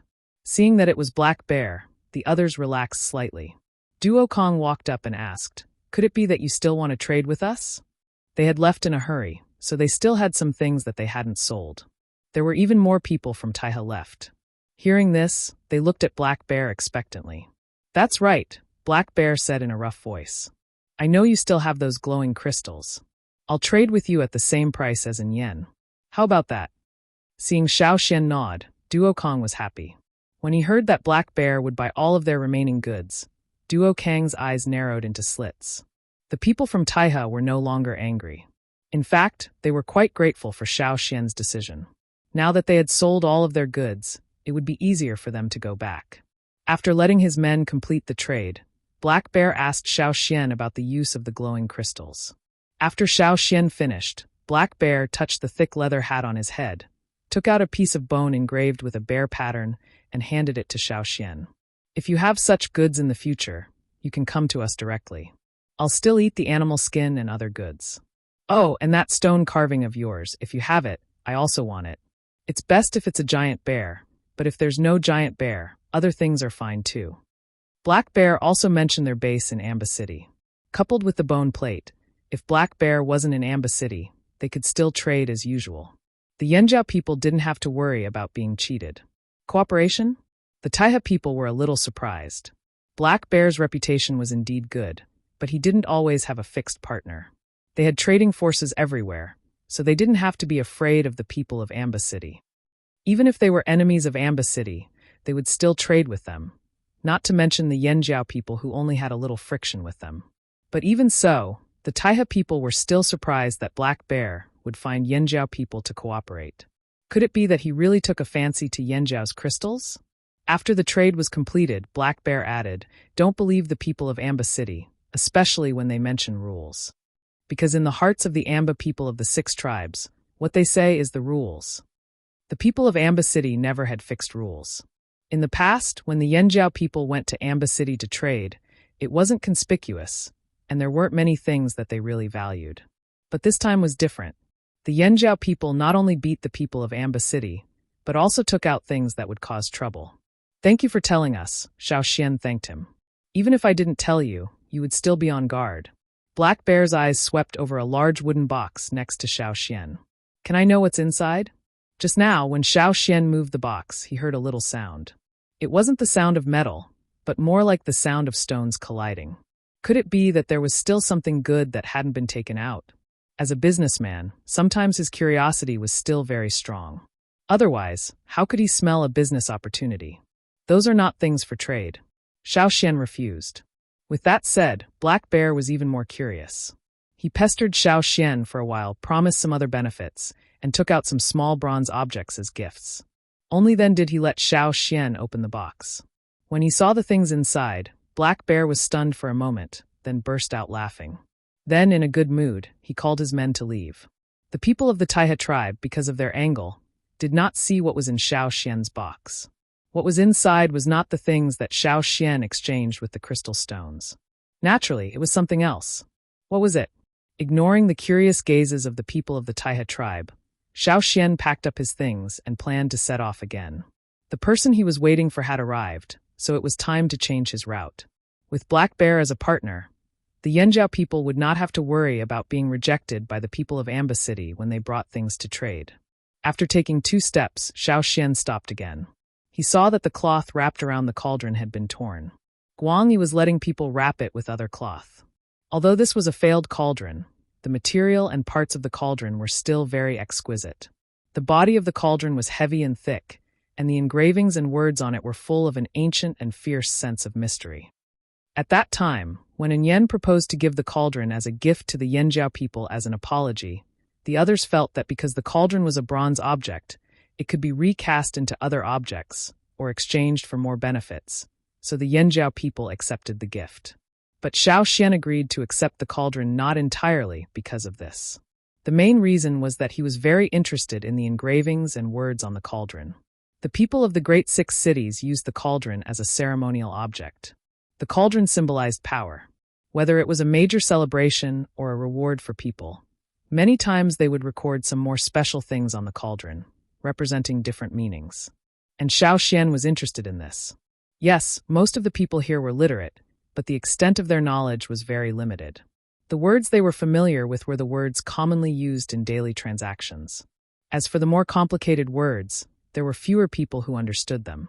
Some of the more complicated sentences were extremely simple but profound, just like the conclusion used by the tribe in the past. They were even more confusing, so there were even fewer people who cared about them.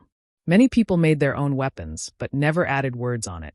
At most, they added their tribe's totem or name, and nothing else.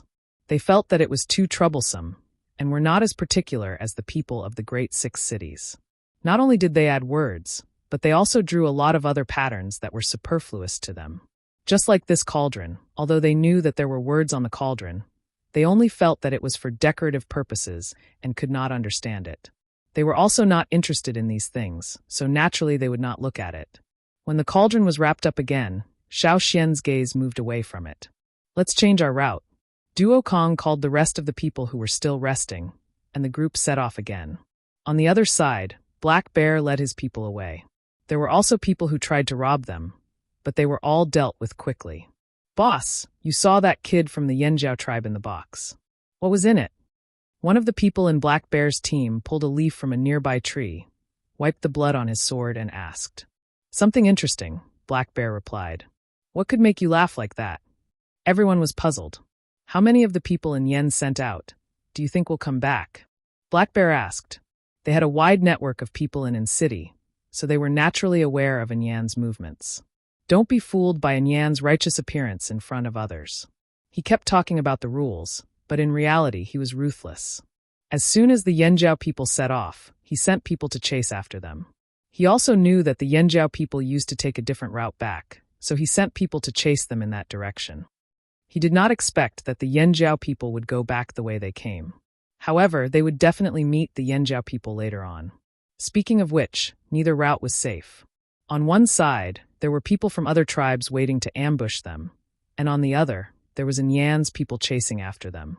If it was before, Black Bear might have sympathized with the Yanjiao people. But now, Black Bear felt that the other side might be the unlucky one. The others in the group were still discussing Black Bear's words.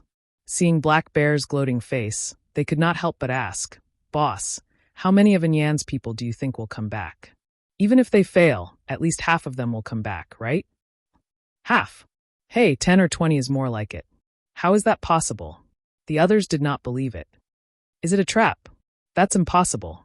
It was not that they looked down on the Yanjiao people, but they knew that most tribesmen still cherished weapons. Even if they set up an ambush, they would choose wood, rope, and so on. If that was not enough, they would use all kinds of medicine. As for metal, they were pitifully few because they were reluctant to use it. The lethality of wood compared to metal was, of course, much smaller.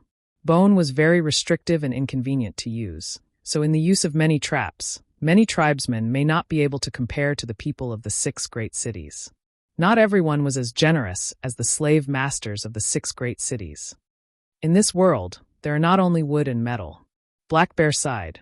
Stone tools, this thing that had almost disappeared from the stage of history, he saw in the Yanjiao people. Moreover, they were very meticulously made, as if the maker had already thought about how to use those stone tools. Like a spider perched in a hidden corner, when it pulled out the first silk, it knew what kind of web it was going to weave. Chapter 396. When Xiao Xian was in the free trade area, before he took out the crystal stones, he would spend his free time every night polishing stone tools. Because the animal skins sold quickly, many of the Yanjiao people were idle for the next few days. Xiao Xian asked them to find stones, and then choose the stones they were satisfied with and polish them into the required stone tools. Xiao Xian learned from Duo Kong and the others what kind of terrain the road back was, how high the mountains were, how much vegetation was distributed, how many species of animals and plants there were, and so on. Therefore, when he was polishing the stone tools, he had already thought about what kind of traps and nooses to set up. Even if there were no crystal stones, according to Duo Kang's past experience, they would still encounter a lot of robbers. In the free trade area of Amba City, many people could talk and laugh with you one day, but the next day they could ambush you in the mountains and kill you. When going out to trade, it was necessary to be vigilant. Therefore, Xiao Xian made these stone tools to prevent too many people from chasing after them. Stone tools were not like gold tools. As long as there were no special requirements, the requirements for stone were not very high.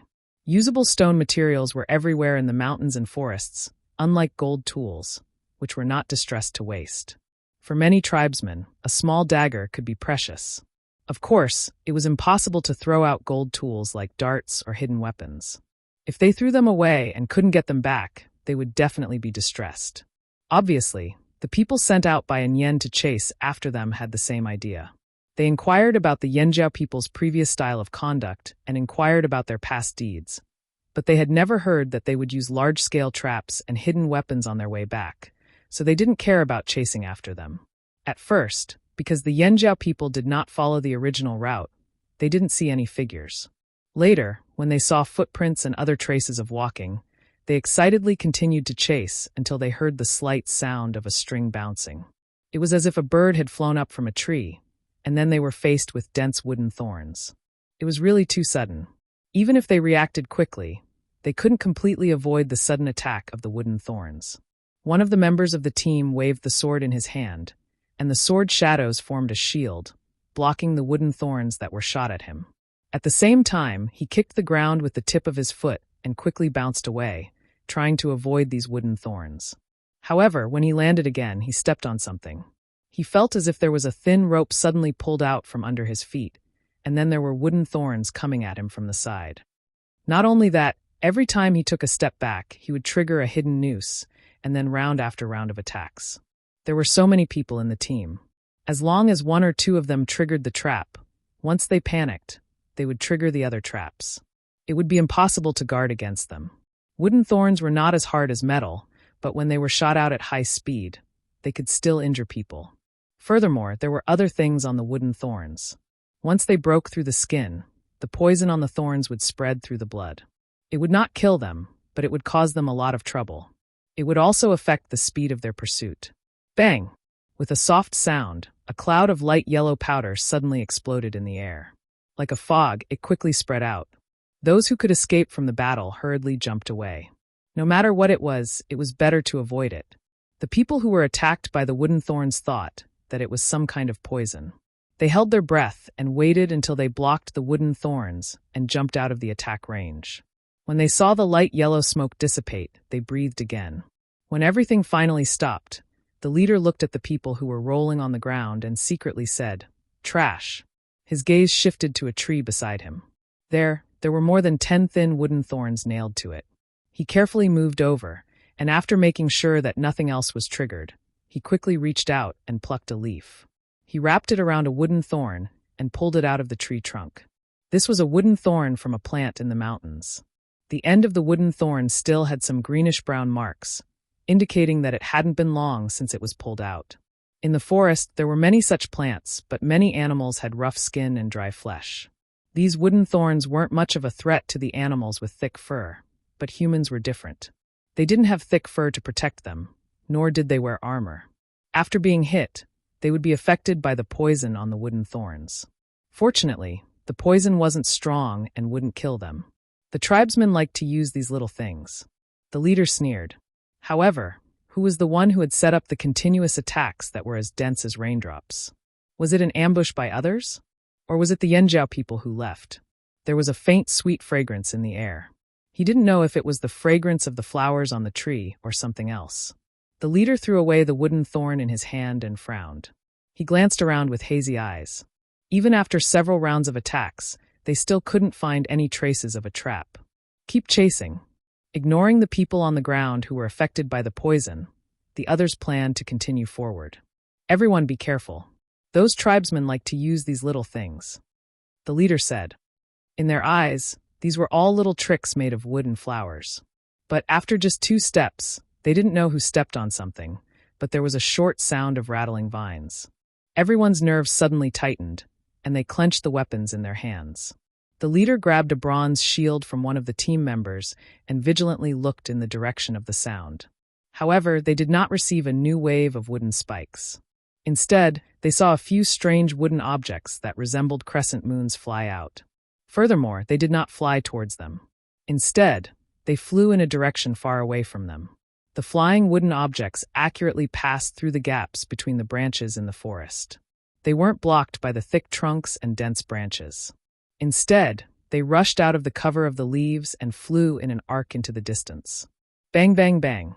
They didn't know what the flying wooden objects hit, but when they heard the sound, the pursuers' hearts jumped and their nerves tightened again. After the wooden objects hit something, they flew in other directions. Then, some dense whooshing sounds came. Realizing what it was, the leader shouted, "It's the leaf-piercing bee. Dodge!" Unlike the buzzing sound made by other mountain bees, the flying sound of the leaf-piercing bee was very special. It was similar to the whooshing sound of an arrow passing through. They were 2 to 3 times larger than ordinary bees and flew very fast. Because of the cone-shaped hard armor in front of their heads, they could easily pass through the leaves. Being stung by them, the consequences were much worse than the wooden thorns. There's actually a leaf-piercing bee's hive around here, the leader said angrily. The leaf-piercing bee generally didn't take the initiative to attack, but once it got angry, it was very aggressive. Moreover, the leaf-piercing bee's hive was very large. Almost every hive in the forest occupied a whole tree, so the number of bees was naturally large. Except for those beasts with thick skin who liked to steal honey and were talented, other beasts in the forest kept a respectful distance from the leaf-piercing bee's hive. And these pursuers obviously didn't expect that the Yanjiao people would take the path of the leaf-piercing bee. The wooden objects that flew out just now were targeted at the leaf-piercing bee's hive. The hive was attacked, and the leaf-piercing bees were angry.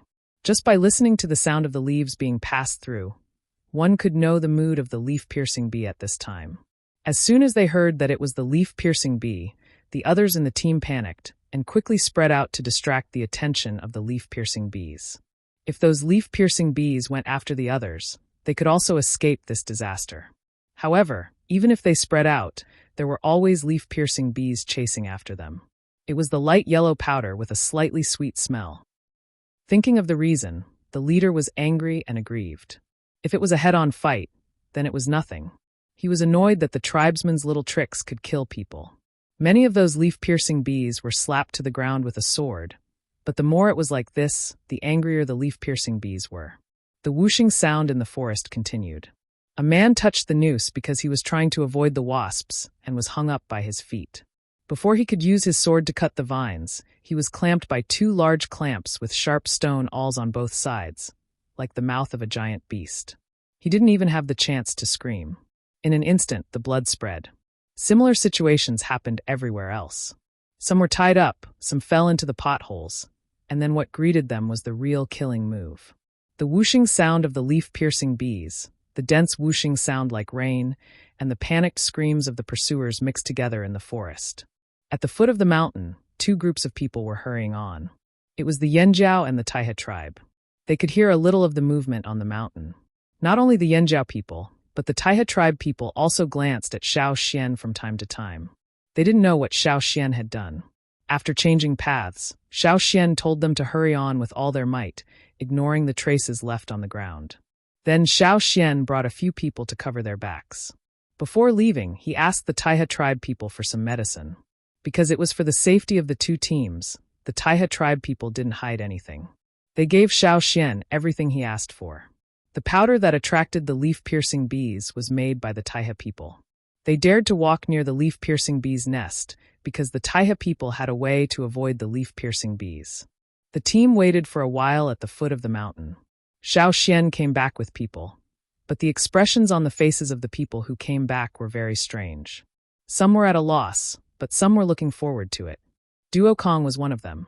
He originally thought that Xiao Xian brought them to block the pursuers, but he didn't expect that when they reached the mountainside, Xiao Xian told them to stop and then assigned tasks. They were to break wood thorns, cut wood, find vines, and then Xiao Xian carried his wooden box and continued to walk up the mountain with those things, starting to arrange them. Xiao Xian said that he could block the pursuers, but Duokong didn't believe it. Now that he heard the movement on the mountain, it might really be like what Xiao Xian said. Flap, flap. A flock of birds flew over the team in the sky. Those birds. The Taiha tribesmen's eyes narrowed as they looked at the sky. Their gazes followed the birds, and they looked at the mountain behind them that was constantly moving. Those birds were scavenger birds. They could smell blood from far away, and then follow the smell to find food. When hunting in the forest, they would also judge what was happening based on the movements of the scavenger birds. Now, the place where the scavenger birds were flying was the place where the Yanjiao people had set up the trap. Are those people all dead? Someone in the team asked Xiao Xian. It's not that easy, Xiao Xian replied, but after a few more times, there shouldn't be many left. A few more times, the Yanjiao people and the Taiha people looked up at Xiao Xian at the same time, then looked away and hurried on in silence.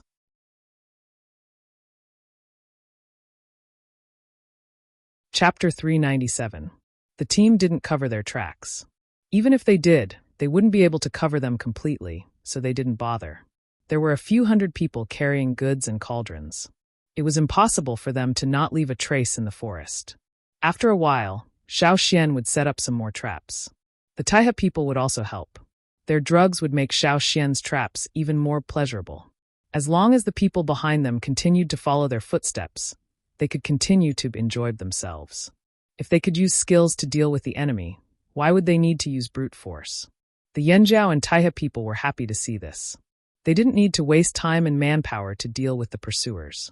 They only needed to be on guard against the people who had been lying in ambush in the forest. This greatly reduced the pressure on them. 2 days later, the number of ambushes had decreased.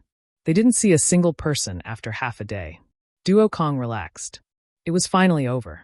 From now on, they only needed to be on guard against the beasts in the mountains. Because of Xiao Xian's traps, the people behind them didn't catch up. Occasionally, they would see a flock of scavenger birds chirping as they flew overhead. Along the way, they saw Xiao Xian making stone tools. During the break, the people in the team were still in the mood to ask Xiao Xian how to use and make stone tools. If they were ever trapped in the forest and didn't have any other weapons, they could make stone tools to save themselves. Hearing Xiao Xian say that because their team had very few gold tools, they basically used stone tools. If it was before, everyone would have imagined a powerful image of a person holding a huge rock to smash a beast. However, After experiencing the events of the past 2 days, everyone realized that stone tools could also play a big role. It was not just the skill of smashing rocks. When they didn't have any metal tools, the brothers in the other team used all kinds of stone tools to deal with the beasts in the mountains. The brothers in the other team were really fierce. If there was a chance, they really wanted to meet them and have an in-depth discussion. As for the stones Xiao Xian mentioned, many people were confused. From their point of view, all stones looked the same. Guang Yi, who was face-blind, was the fastest learner in distinguishing stones. When the people of Yanjiao and Taihe returned to their tribes, on the other side, in Amba City, and Yen looked at a dozen people covered in blood and mud standing in front of him. He was so angry that his face turned green. With a flick of his hand, he threw the palm-sized wine cup on the ground. A bunch of trash. The person who was scolded stood there, trembling with fear. He lowered his head and did not say a word. This time, they had indeed lost a lot of people. Encountering those continuous traps was one of them. They were also robbed by other tribesmen and suffered many casualties. Once they were out of Amba City, the other tribesmen put away their smiles. Whatever they could rob, it didn't matter if they were from the 6 tribes of Amba or anyone else. The immediate benefits were the most important. Because of the trap, many of the people Yen sent out were injured. They were also taken advantage of. He sent out more than 100 people, but in the end, only a dozen came back. How could Yen not be angry? It was like being pressed by a big stone in the chest. It was so stuffy that he wanted to vomit blood. The Yanjiao people didn't get the remaining crystal stones in their hands, and they didn't even get the bronze cauldron back. Why did Yen easily give away such a big bronze cauldron as a gift? One was to attract hatred. Giving it away in front of so many people in the free trading area would definitely attract more people's attention to the Yanjiao tribe's trading team. Of course, Yen was happy to borrow other people's hands to cause trouble for the Yanjiao people. The second reason was to use the bronze cauldron to delay the Yanjiao people's pace. It was definitely inconvenient to carry such a big cauldron in the mountains and forests. It would also leave traces of walking, making it easier to track. But the result was like a loud slap, mercilessly slapping Yen in the face. Bronze was still very rare to the tribesmen, and the casting process was complicated. Every cauldron, especially those large ones, required a lot of manpower and material resources. Because of its rarity, it had always been exclusive to the slave masters since its creation. Moreover, it was only owned by the leaders of the 6 tribes. Those with lower status in the city did not have the ability to own one at all. Most people could only use pottery cauldrons. Of course, as the descendant of the leader, Yen had the right to give cauldrons to others. But to give it to the tribesmen? Yen really didn't think about this. Even if it was a failed casting cauldron, he didn't want to give it to the tribesmen directly. He only wanted to use it as a chess piece. But he didn't expect that this chess piece would be snatched away. How could he expect the tribesmen to spit out something that was taken back? Bang! Probably because he felt that the bronze wine cup wasn't enough to vent his anger, Yen smashed an exquisitely made ceramic cup with an extremely thin body. Get out! Seeing these people standing in front of him, Yen was angry. If it weren't for the fact that he still needed these people after losing so many people, he would have already dragged these wastes out and beheaded them. The next time the Yanjiao people came to Amba City's free trade area, he would definitely teach them a lesson. Unfortunately, what Yen didn't know was that the Yanjiao people had already made a deal with Black Bear and didn't need to run to the free trade area. By the time the Yanjiao and Taihe teams returned to the tribe, the weather in the mountain forest had obviously turned cold. Standing at a high place, they could see the yellowed leaves everywhere in the mountain forest. It wouldn't be long before those leaves completely fell, and at that time, winter would come.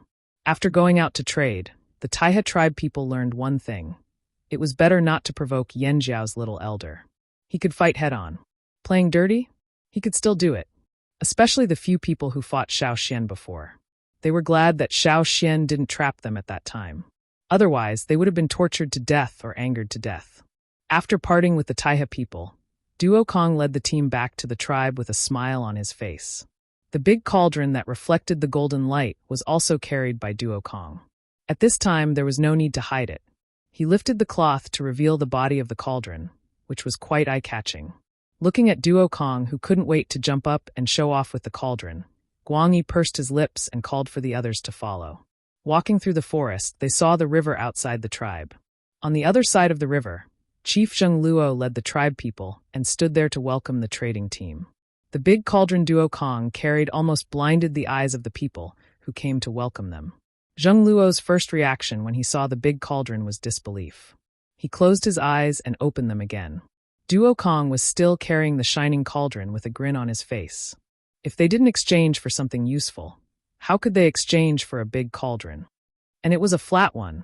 If they used it to cook, it wouldn't even be as good as the big stone pot left by their ancestors.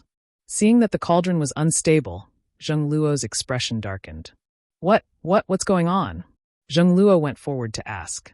If Duo Kong had exchanged for this cauldron with weapons, he would immediately call for a tribal meeting and remove Duo Kong from his position as chief. Duo Kong put down the cauldron and shook his arms to loosen his muscles. Then he smiled and said, "You mean this cauldron? It's Xiao Xian's."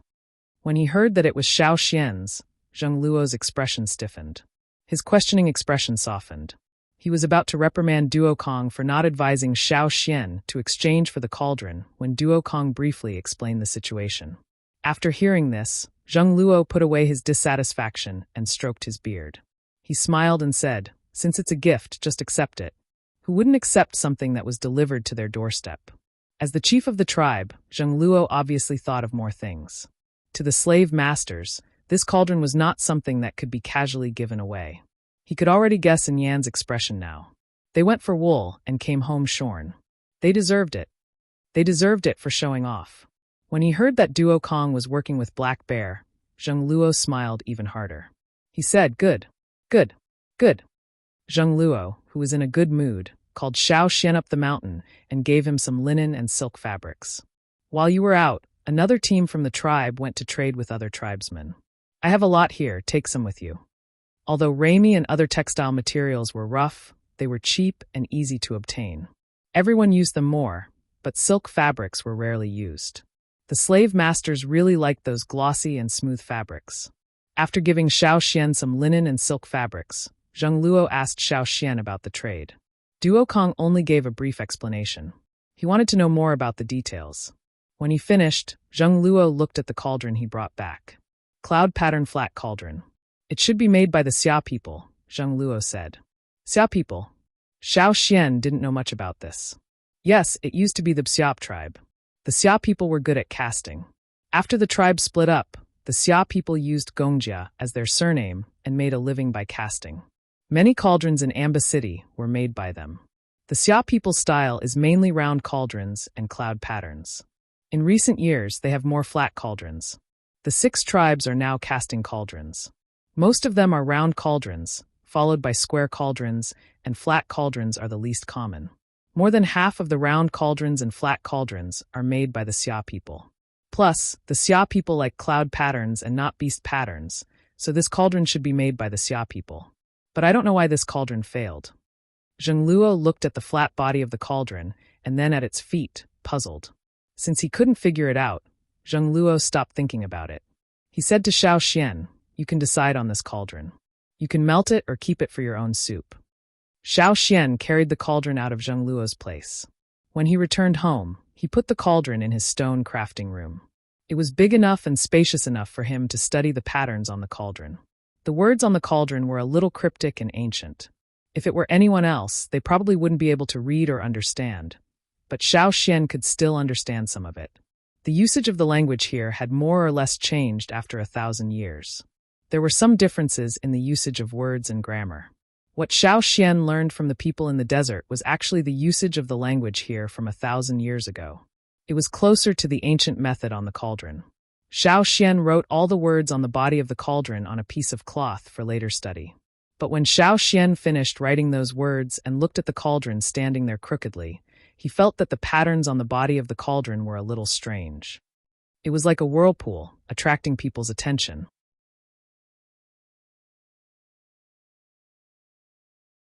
Chapter 398. Many people thought that the decorative patterns on the cups and other objects were purely for the sake of looking good or acting as a symbol. Xiao Xian used to think so too, but the more he came into contact with these things, the more Xiao Xian found that there were many mysterious things in them. Just like the cauldron in front of him. Xiao Xian thought that what was displayed on the cauldron was all about the achievements of a slave owner in Amba City or other heroic deeds, or records of some memorable things. But when he carefully observed it, he found that there were many things that he could not understand. Yes, just these words did contain some of the glorious history of Amba City. Although there were a few words that Xiao Xian could not understand, it did not affect his understanding of those words. They were words of praise for the ancient Amba tribe, as well as a few congratulatory words. If it was just these, it would be fine, but the cloud patterns on the cauldron that seemed to act as decoration or background always gave Xiao Xian a very strange feeling.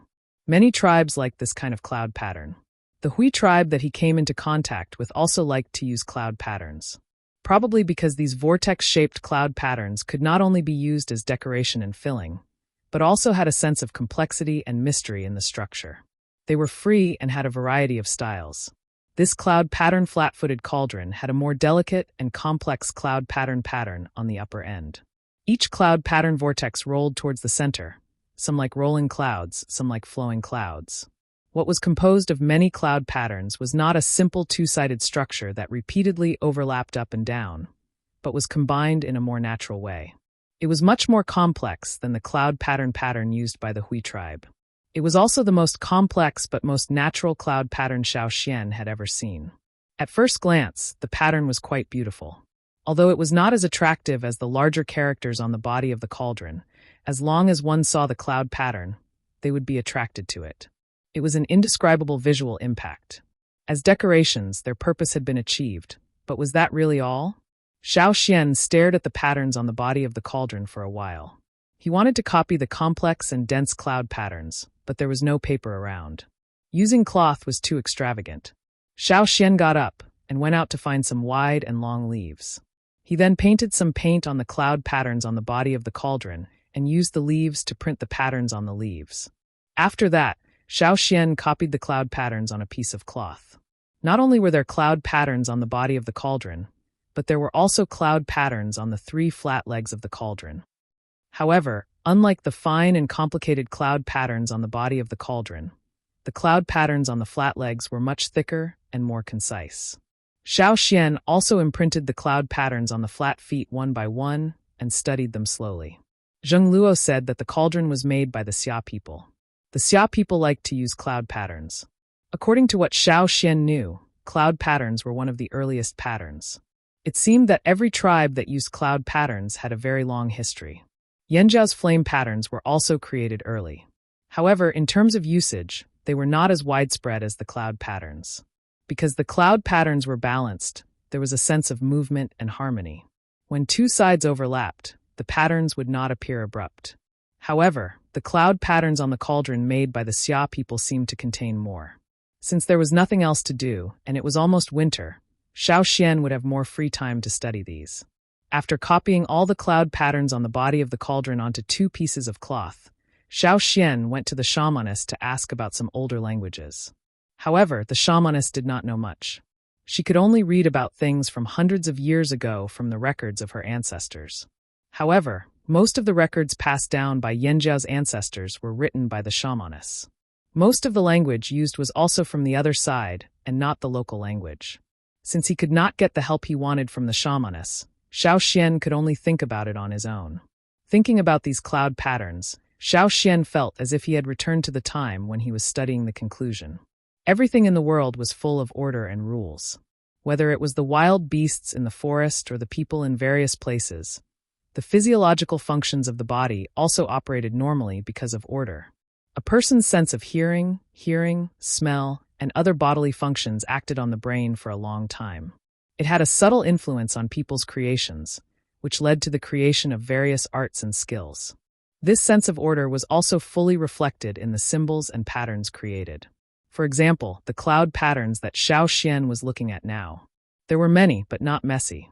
The person who created such a complicated and natural cloud pattern must have pursued a sense of balance and order in his creation. Only in this way could the cloud patterns on the body of the cauldron be produced. Then, under order, what did such a complicated combination of cloud patterns represent?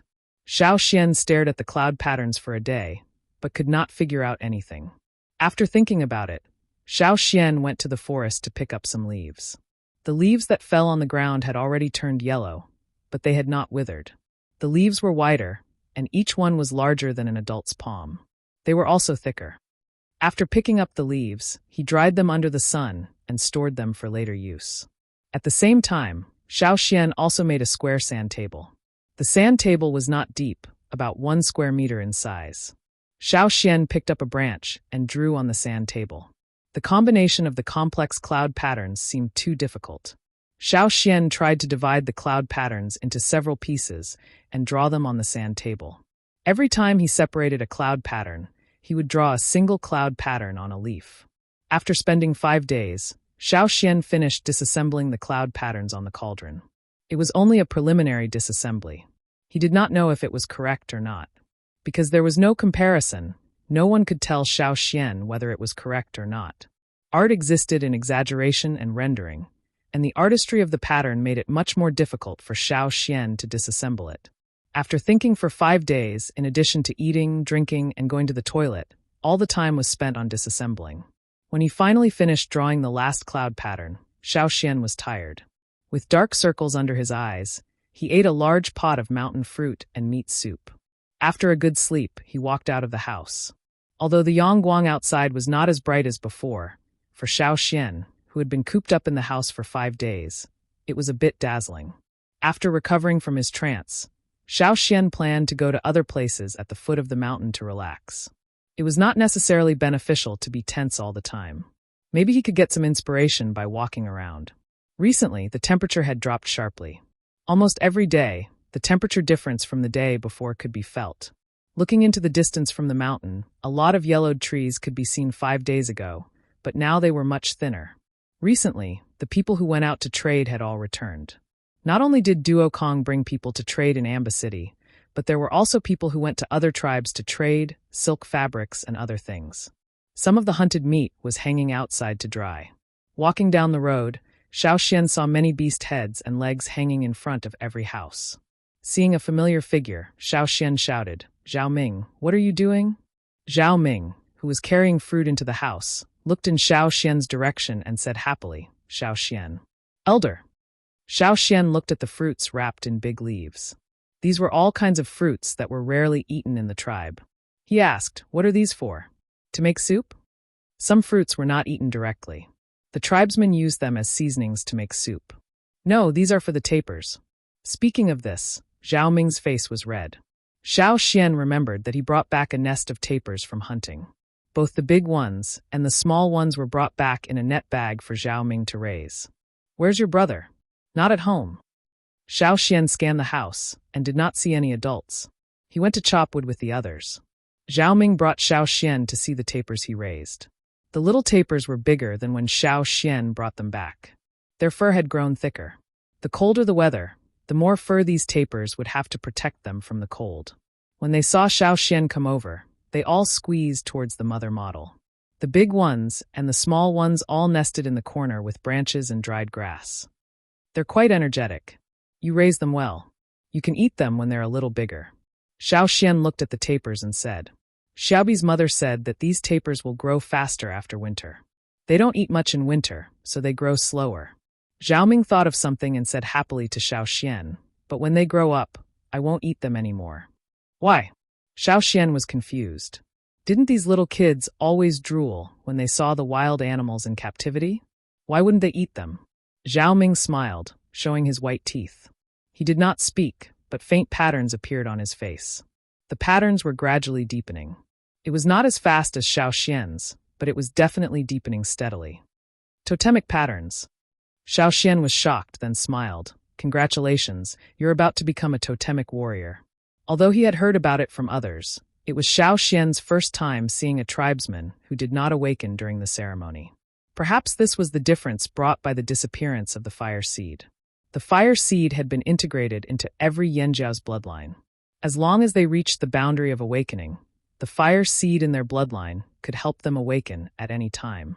There was no need to wait for the ceremony.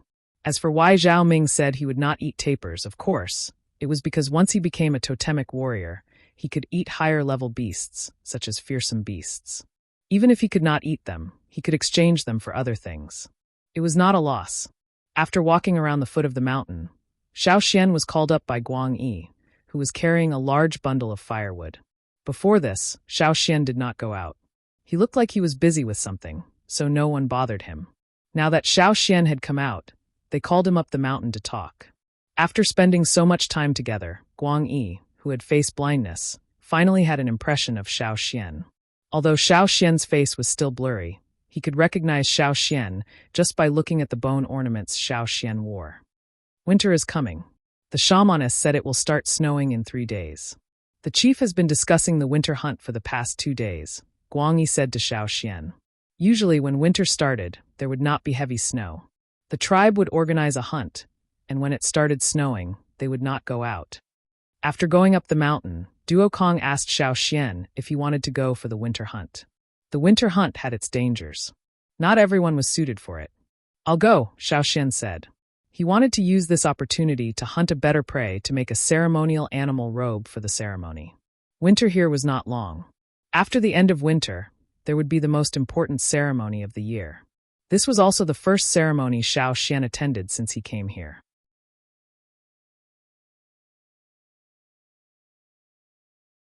Chapter 399.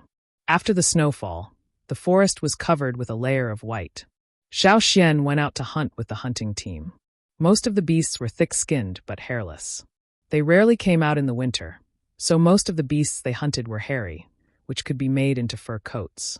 Because of the participation of Xiao Xian, the elder, many people participated in the winter hunt.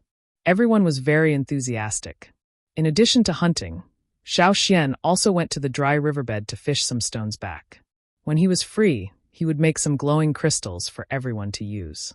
The winter night would be darker, so the crystals would make it easier for everyone to move around. During the winter hunt, Xiao Xian hunted a hairy giant beast, which he used as a sacrificial animal clothing. When the snowfall in the forest increased, the people in the tribe stopped going out. The river around the tribe was also frozen, so there was no need to build a bridge.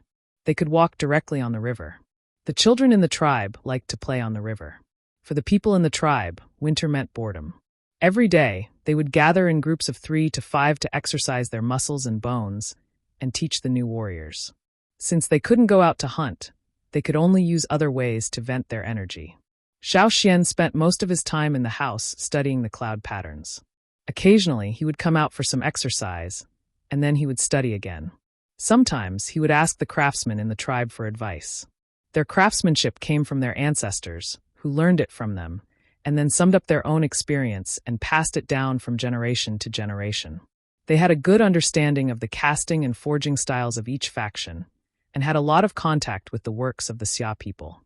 However, the craftsmen in the tribe didn't know much about the cloud patterns that Xiao Xian asked about.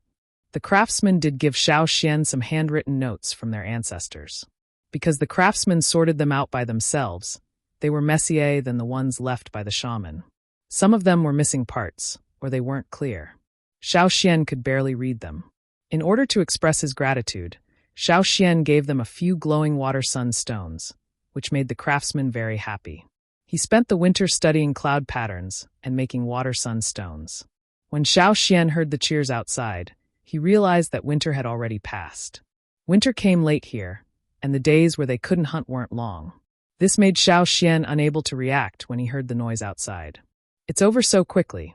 Xiao Xian stood up and shook the leaves off his body. He pushed the door open and walked out. Because of Xiao Xian, some families in the tribe also used the water sun stone. Even on a moonless night, other than the light from the fire, some sparkling lights could be seen. And now, the 2 crescent moons that had disappeared in the sky had reappeared. From now on, the sky would be illuminated by them for the next year. The moon came out and winter was over. The most important thing for the tribe was to offer sacrifices. They were in different places, but the time was synchronized. There was no such thing as day on one side and night on the other. No matter which Yanjiao tribe it was, they all used the moon in the sky as a reference. It was just that they didn't know if the exact time was the same. The shamaness finalized the time and announced it. The tribe began to get busy preparing for the sacrifice. Xiao Xian was the only elder of the 2 tribes. His position was second only to the shamaness and the chief. Of course, he had a lot of weight in the sacrifice. In the past year, the awakened warriors would sit closer to the front during the sacrifice. Because from today onwards, they would officially become part of the tribe's combat power.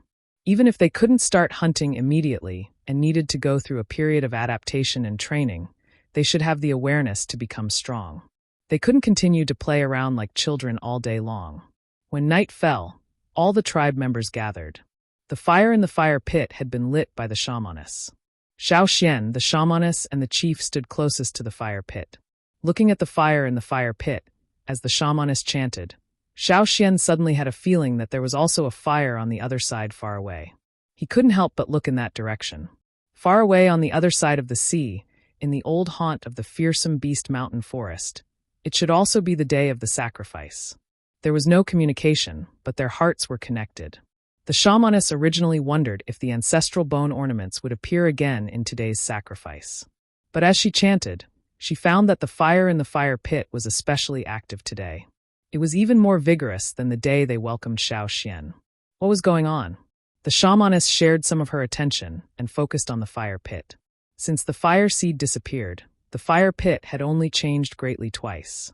The first time was when they welcomed Xiao Xian last year, and the second time was now.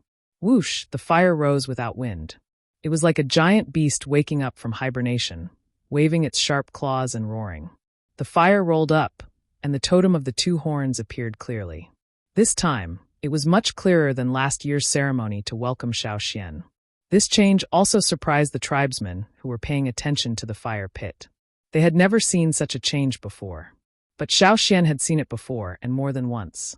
The first of the three flames of the fire pit, soaring flame. As if to confirm Xiao Xian's guess soon, the fire in the fire pit rose up in an instant. At the same time, many flames flew out from the fire pit. The fire was fainter than the one in Xiao Xian's memory. It was not so much a flame, but a reflection of the flame. Looking at the sparks in the fire pit and the flames flying out one after another, the tribesmen were stunned and didn't know what to do. The shamaness looked at the scene in front of her and murmured. At this time, she had a guess. She suddenly turned her eyes to Xiao Xian, wanting to get an answer from Xiao Xian. The second flame of the fire pit, soaring flame. Xiao Xian whispered. Synchronized. The fire pits on both sides were synchronized. Even across the sea, even though the situation on both sides was different, at this moment, at tonight's ceremony, the fire pits on both sides were synchronized. On the 4 bone ornaments worn by Xiao Xian, the crimson beads emitted flames. Like last time, the eruption of flames wrapped around the surroundings and then formed a flame giant that rose from the ground. Because of the previous experience, everyone was a bit calmer this time. They were only shocked by the floating flames that looked like shadows. This was the first time in their lives that they had seen it. It was strange, but there was an inexplicable sense of intimacy in the bottom of their hearts. The tall flame giant slowly turned around and looked in one direction, which was also the direction Xiao Xian was looking at before. At the same time, in another place far away, in the ferocious beast mountain forest, the Yanjiao tribesmen at tonight's ceremony were worried about Xiao Xian, who had disappeared for a long time. Since Xiao Xian's disappearance in the desert, the shamaness had sent people to investigate. It took a lot of effort to find out that Xiao Xian had been hunted down and jumped into the sea. He hadn't been seen since then. Because of this, the Yanjiao tribe had almost started a war in the desert. But later, everyone was called back by the shamaness. Xian is still alive. The shamaness held the box containing the elder's bone ornaments and told everyone with certainty. Tonight, many people thought of Xiao Xian, but they didn't expect a flame giant to suddenly appear in the fire pit. If Xiao Xian was here, the flame giant would have calmed them down. But now, Xiao Xian wasn't here. The flame giant that appeared didn't have any other reaction because of the kneeling crowd. The huge figure formed by the flames slowly turned in one direction. The shamaness looked at the light emitted from the box containing the elder's bone ornaments and was so excited that her hands trembled, almost shaking the ornaments out of the box. He found them. Xian must have found them. The others didn't understand what the shamaness meant. They only knew that Xiao Xian was still alive. That was enough. When will he return? The shamaness asked in a trembling voice. The others thought that she was talking about Xiao Xian, but Chief Ao knew that she wasn't talking about just Xiao Xian. After the sacrificial ceremony, no matter which branch they were from, their hearts were not at peace.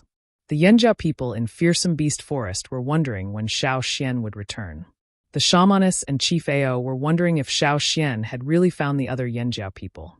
On the other side of the sea, everyone was wondering what the flame giant was looking at and what the ancestor was trying to convey. Some people guessed the reason and couldn't sleep that night. Chief Zheng Luo sent a team with Xiao Xian to the shore where Xiao Xian had come ashore to see if there was a passage under the sea. But they returned in disappointment. Xiao Xian didn't even see the passage that he had come from, let alone a safe passage. They probably didn't meet at the right time. Even if they did, Xiao Xian felt that other than himself, there might not be many people who could safely pass through there. It was impossible not to be disappointed. Even though this place had a rich culture and they could live well here, Xiao Xian still wanted to go back and take the Yanjiao people with him. Building a ship? With their current technology, they might not be able to build a ship that could support such a long journey. There were also many giant beasts in the sea. One tail could overturn them all. The danger was no less than the passage under the sea. After thinking about it, Xiao Xian felt that if the bridge under the sea could be raised, then everyone could go from one continent to another just like they did 1,000 years ago. Unfortunately, he didn't have the ability. Forget it, he would wait for another chance. Or maybe he would find another way. By the time they returned to the tribe from the shore, the weather was already warm. Some people had already started to try planting in the small fields of the tribe. Even if they didn't plant much, as long as they could produce something to relieve the pressure of food, it was worth it. Besides, the shamaness had told everyone that hunting was important, but so was planting. This skill could not be neglected. There was still some time before the next hunt. Looking at the people working in the fields, Xiao Xian asked some experienced growers some questions. He remembered that he still had some things in his hands. Xiao Xian still had some of the 1,000 gold grains that he and Ji Ju had stolen from the rats. He had thought about planting them when he brought them back, but it was already the end of the year, and he had other things to do. Xiao Xian didn't think about it anymore. He took out the bag of grains. These grains had been dried by Xiao Xian. They didn't look as bright as before, and the husks were a little dark. Looking at these dark golden grains, Xiao Xian put them away and took them to find experienced growers. In this climate, they should be able to try planting, right?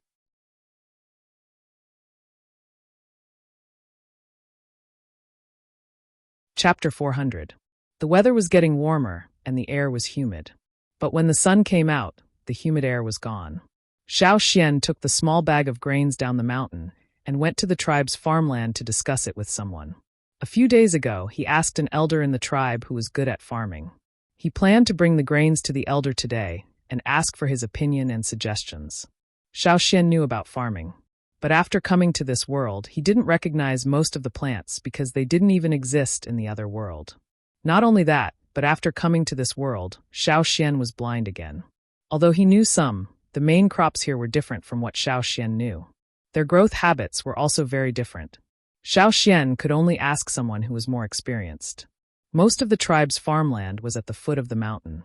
From the mountainside to the foot of the mountain, there were plots of land. Each plot was planted by several families.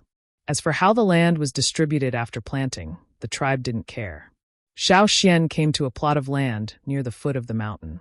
An old woman with a head of silver hair was sitting there. Her name was Chi Chi. Her mother was from the Taiha tribe. The Taiha tribe was better at farming than the Yanjiao tribe. They had a better grasp of many techniques, so Chi Chi knew more about farming. The people who worked in the fields often came to ask her questions. "You're here." Chi Chi saw Xiao Xian and quickly stood up. In many tribes, people had to pay their respects to people of high status. Yanjiao also had this kind of etiquette on important occasions, but it was usually more casual. Chi Chi obviously still felt that she had to bow to Xiao Xian, but as soon as she stood up, Xiao Xian stopped her. Xiao Xian didn't say much. He took out the bag and poured out a few grains. "Take a look at this." Chi Chi's attention immediately shifted to the dark gold grains in Xiao Xian's hand. These were grains that she had never seen before. After taking a closer look, Chi Chi shook her head. "This is the first time I've seen such a grain. Is this the 1,000-grain gold you mentioned?" "Yes, that's it." Xiao Xian had told Chi Chi where he found the 1,000-grain gold. After some consideration, Chi Chi suggested that Xiao Xian find a place similar to where he found it. That way, it would be safer. No one knew what kind of environment this plant liked to grow in. There were all kinds of plants. Some like the sun, some like the shade, some like the humidity, and some like the drought. They couldn't be lumped together. However, elder, you can plant some in every place. When the time comes and you see which place has the best growth, you can plant them there. Thinking about how Xiao Xian said that these grains were extremely rare and precious, Chi paused. Since it was rare and precious, how could she waste it like she did with other seeds? But looking at the dark gold grains in Xiao Xian's hand, Chi's heart itched. She wanted to try planting these rare grains. As someone who had been farming since young, these few grains were very attractive. Even if she hadn't eaten them before, she could give a rough evaluation just by looking at them and smelling them. They were very attractive. But Xiao Xian was an elder, and these grains were very precious. She couldn't ask for them. Sensing Chi's gaze, Xiao Xian thought about the 1,000 grains in his hand and counted 100 for her. If you have time, can you help me plant these? For someone as experienced as Chi, it would save Xiao Xian a lot of trouble. It was better than Xiao Xian messing around. Chi hurriedly promised, Of course. Don't worry, elder. I will do my best. As she spoke, she took out a cloth bag and carefully took the 100 grains from Xiao Xian. She decided to discuss this with her fellow farmers first. They would carry out their plan after they came up with a plan. If she succeeded, she would definitely get more benefits from Xiao Xian. But to Chi, the most important thing was that she could try planting something so rare. This would give her a sense of achievement. After giving the grains to Chi, Xiao Xian looked at the people working in the field. Everyone used many types of farming tools, such as plowing, watering, harvesting, threshing, etc. Many of them learned from the slave masters in the 6 tribes. They were very useful in plowing, planting, processing, etc. These tools were mostly made of wood and stone. It was said that the slave masters used bronze tools. But in the tribe, no one could bear to use bronze tools. Stones and animal bones were also good substitutes. After looking at them for a while, Xiao Xian went back to find some materials and improve the tools. He even made a plow for them to cultivate the land. Xiao Xian's plow was simpler than what he had planned because of the limited tools. It was also made of wood and stone. After a few attempts, he improved and perfected the plow to make it lighter and easier to turn around. It was easy to operate, and its flexibility was satisfactory. This way, the efficiency of farming would also increase. After making it, Xiao Xian went to show it to the farmers and taught them how to use it. Perhaps the slave masters already had similar farming tools, but this was the first time the people in the tribe had seen it. They felt it was new and very happy. As soon as Xiao Xian brought the plow over, everyone surrounded it. Elder, what is this? Can this be used for farming? Everyone was curious. The plow was a farming tool. Usually it was tied to the animal that pulled it, such as a cow. But there were no domesticated animals here, so it could only be pulled by humans. Luckily, the Yanjiao tribe had a lot of manpower, so it was easy for them to use it. That's it. Use it to break up the soil and make trenches. I saw that everyone was busy preparing for the planting of seeds. This plow should make it easier for everyone. After the demonstration, Xiao Xian gave the plow to the others to try it out. Many people wanted to try it, but it was snatched away by Chi's granddaughter. Jiling was only 15 or 16 years old. She was as beautiful as a flower and had already awakened her totemic power. She had just returned from a hunt a few days ago, so it wasn't her turn to patrol. She had nothing to do, so she came to help Chi. She didn't expect to see Xiao Xian with the plow. She rolled up her sleeves and squeezed the others to the side. She copied Xiao Xian and started to plow. Another middle-aged woman helped from behind. Jiling stopped when she came across a rock in the ground. She didn't use a knife. Instead, she reached out and dug out a rock the size of Winter. She didn't even look at it. With a toss, she threw the rock far away. Xiao Xian saw the rock the size of a winter melon draw an arc in the sky. It flew over the river in front of the tribe and landed in the forest far away, startling a few birds. He turned his head and looked at the field again. Jiling was pulling the plow while sharing the feeling of pulling the plow with a few hunting companions who were rubbing their palms together. Xiao Xian was speechless. In the tribe, women were like men, and men were like ferocious beasts. Those who worked in the fields weren't all people who hadn't awakened their totemic power. Most of the time, totemic warriors were the ones who did the hard work. After all, they didn't have hunting shifts every day. Girls like Jiling, who Xiao Xian thought looked like a flower, also worked in the fields like the others. In the tribe, there were two kinds of people. One was the weak group who hadn't awakened their totemic power, and the other was the warriors who had awakened their totemic power. At this time, many people were busy sowing seeds. Xiao Xian didn't know until now that other than the fields in the tribe, there were also people who were planting seeds in the forest on the other side of the river.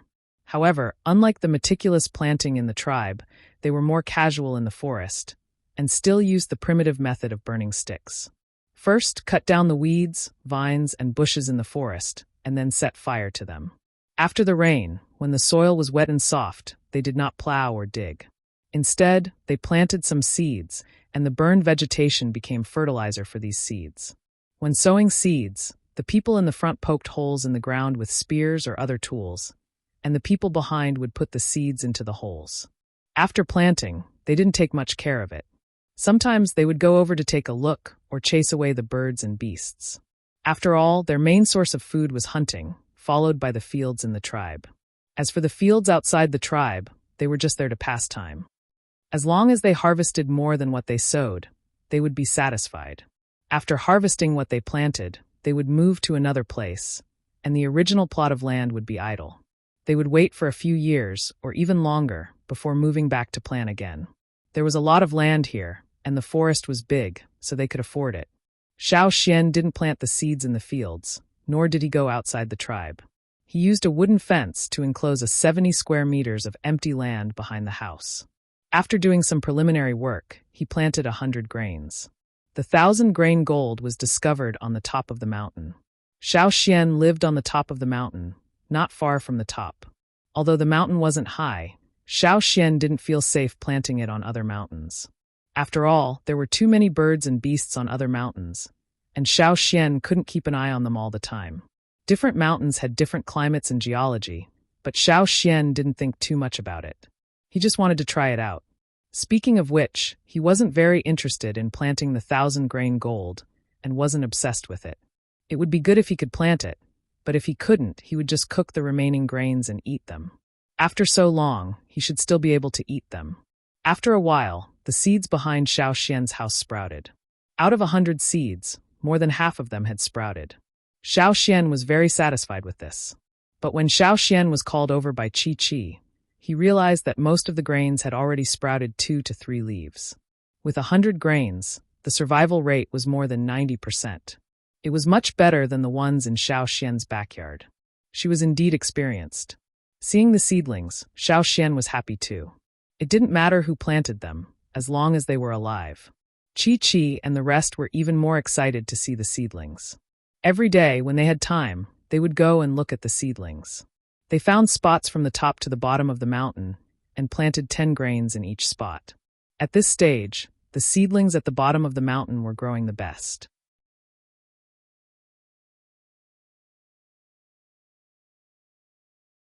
Chapter 401. On this day, Xiao Xian came back from a hunt and heard that the Taihe tribe was there. Although there were occasional conflicts between the two tribes, there were still interactions between them.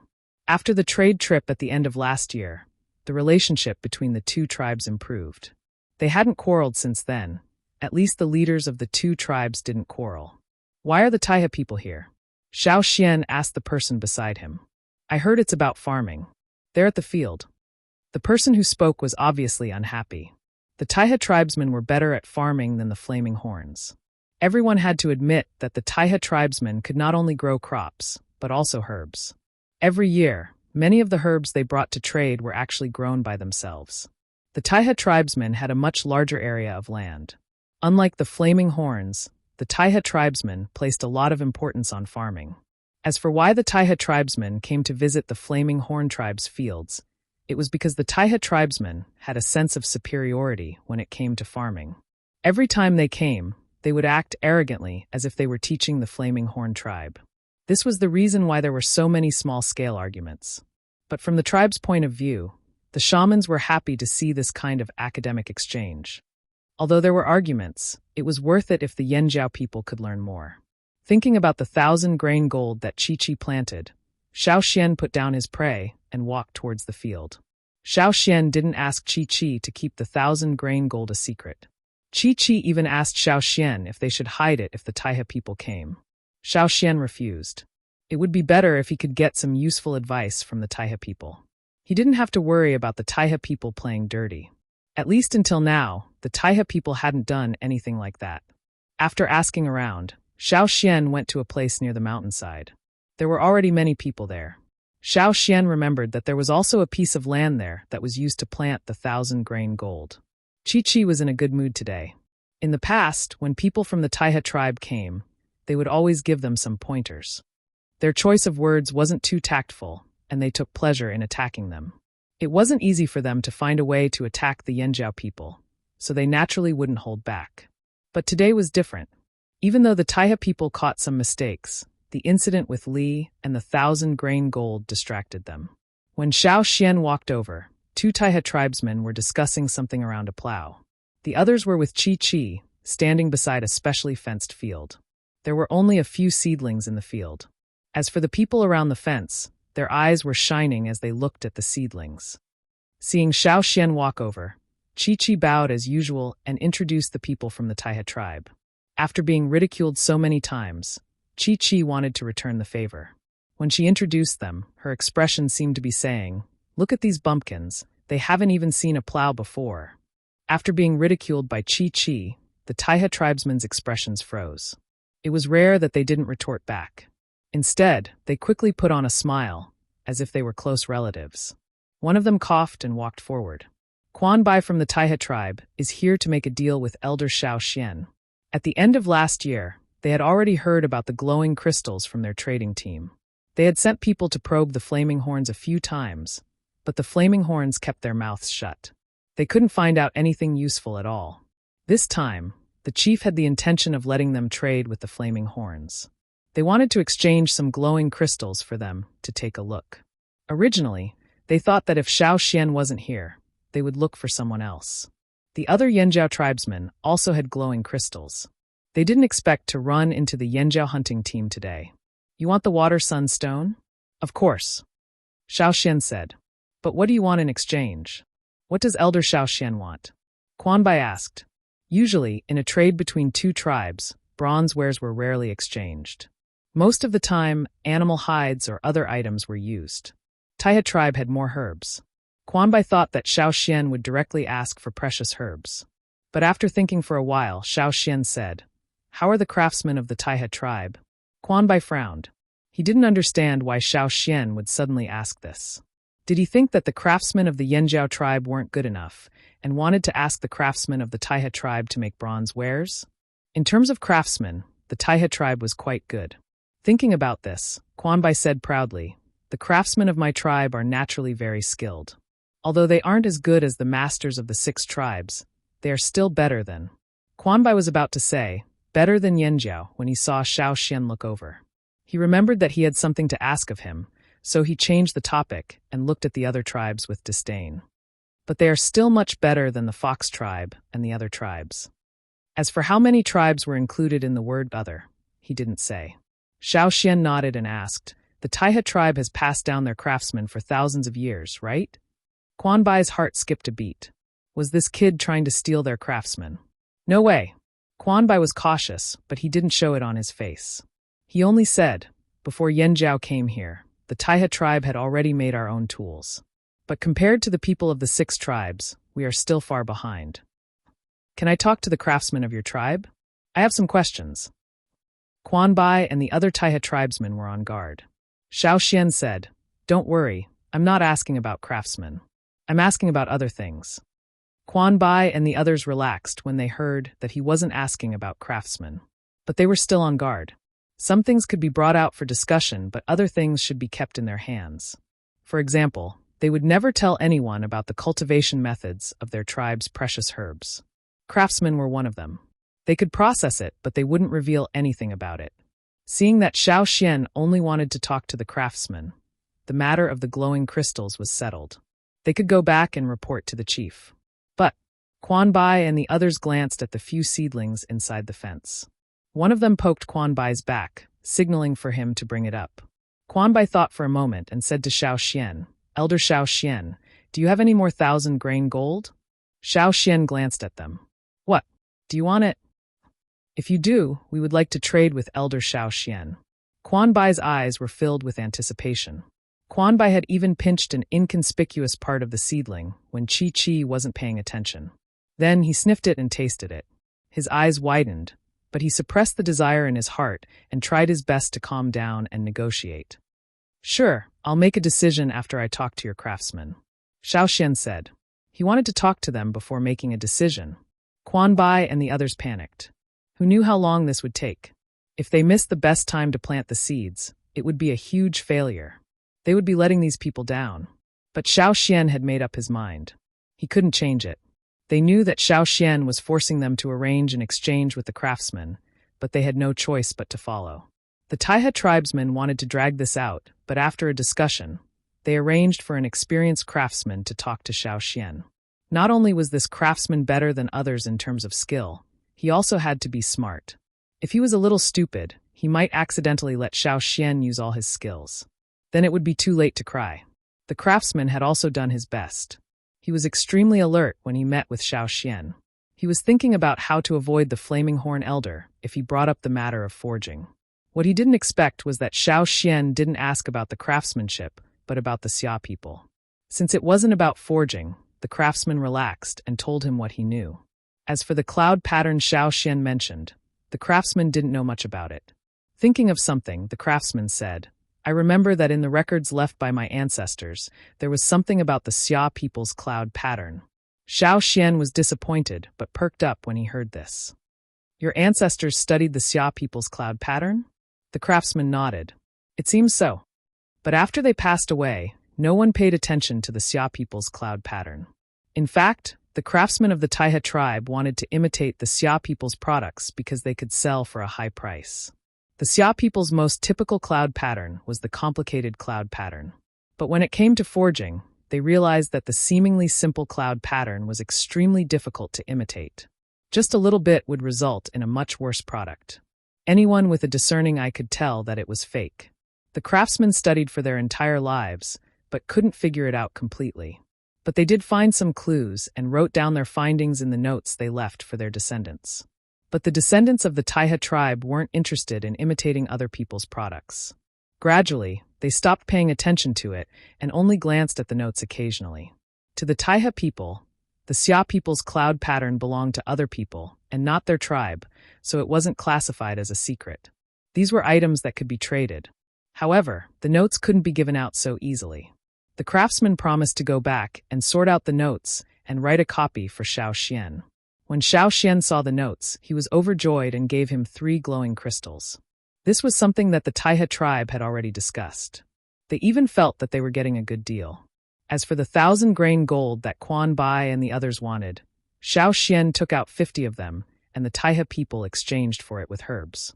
Xiao Xian asked Duokong to discuss the rest with them, while Xiao Xian took the notes back to study the cloud pattern. One had to admit that the craftsmen of Taiha had indeed wanted to carry on the path of imitation to the end. Unfortunately, they had kicked an iron door and could not open it. The cloud patterns of the Xia people looked simple, but it was always difficult to understand. Luckily, the notes they left behind inspired Xiao Xian. Although they couldn't completely decipher the cloud pattern, their ideas and the questions they answered made Xiao Xian's mind light up. In the following days, Xiao Xian locked himself in his room to decipher the Xia people's cloud pattern. Then, Chi came to him dejectedly. Seeing Xiao Xian's bloodshot eyes, Chi was shocked. Elder Xiao Xian, did you fail too? Fail what? Xiao Xian rubbed his eyes and asked in confusion. The things I planted. Huh? Planted what? The 1,000-grain gold, of course. Xiao Xian. He was so busy deciphering the cloud pattern that he completely forgot about the 1,000-grain gold in his backyard.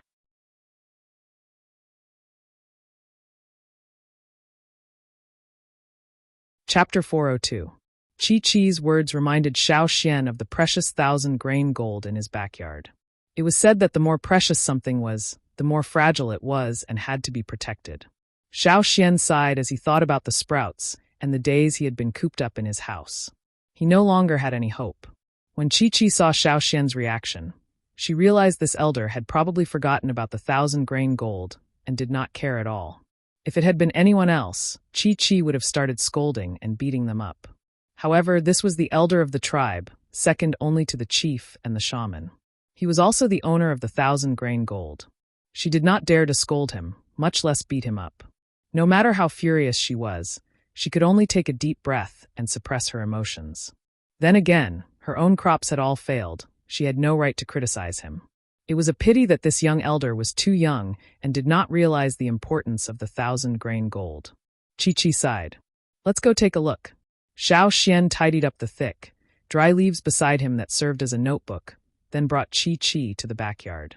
Previously, when he heard that Xiao Xian was planting some precious crops here, Duo Kong specially brought people over to wrap a piece of cloth around the wooden fence to prevent the naughty kids from kicking pebbles and other things inside.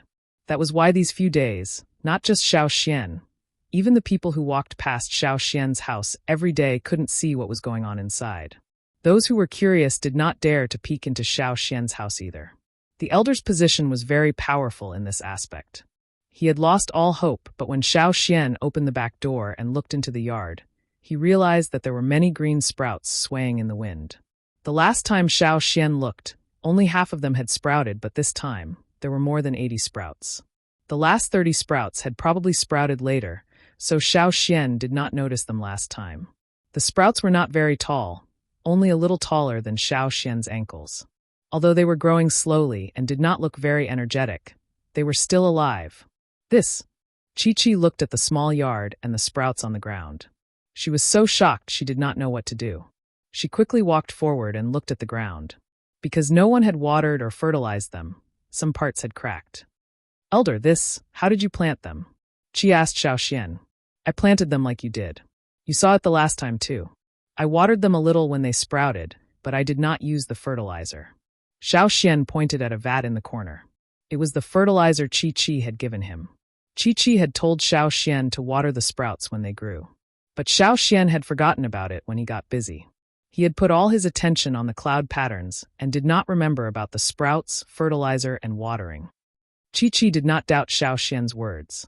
She had occasionally gone up the mountain to talk to Xiao Xian about the 1,000 grain gold sprouts. But every time she came, Xiao Xian would close the door so she did not disturb him. This time, it was really urgent and she had to knock on the door. Looking at the sprouts, Chi-Chi's face was full of guilt. Elder, I have disappointed you. What's wrong? Are there problems with the sprouts? Xiao Xian asked. Chi-Chi's face was red, and she felt even more guilty. She did not know what to say. It was not just problems. The sprouts that were growing well were starting to wilt.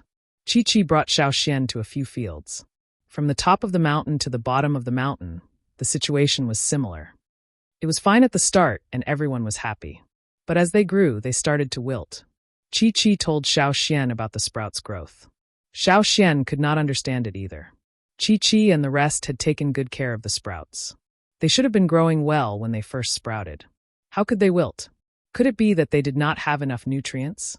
Chi-Chi and the rest had prepared the fertilizer and watched over the sprouts every day.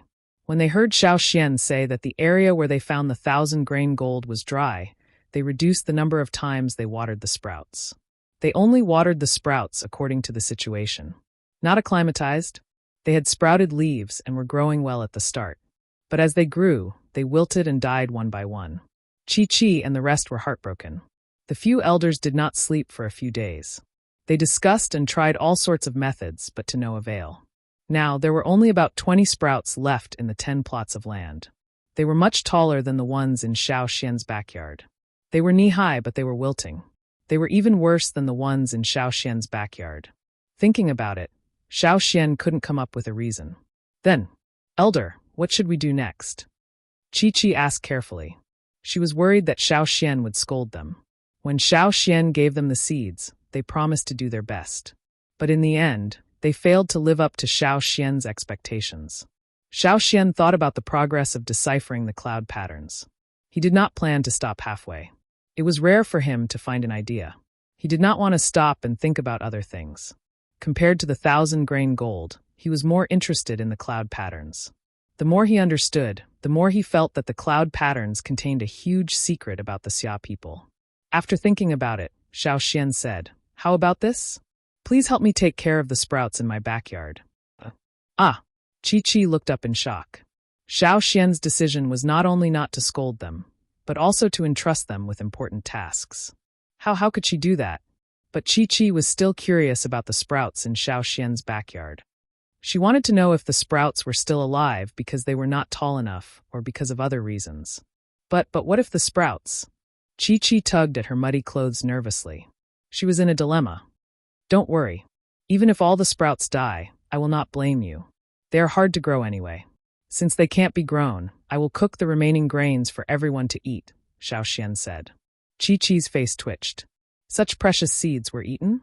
After Xiao Xian made his decision, he followed Chi-Chi's suggestion and opened a small door at the wooden fence in the backyard. According to Chi-Chi, they would definitely go over every day. They might even go over a few times a day. It was inevitable that they would disturb Xiao Xian. They just had to open a small door at the fence in the backyard for her to enter.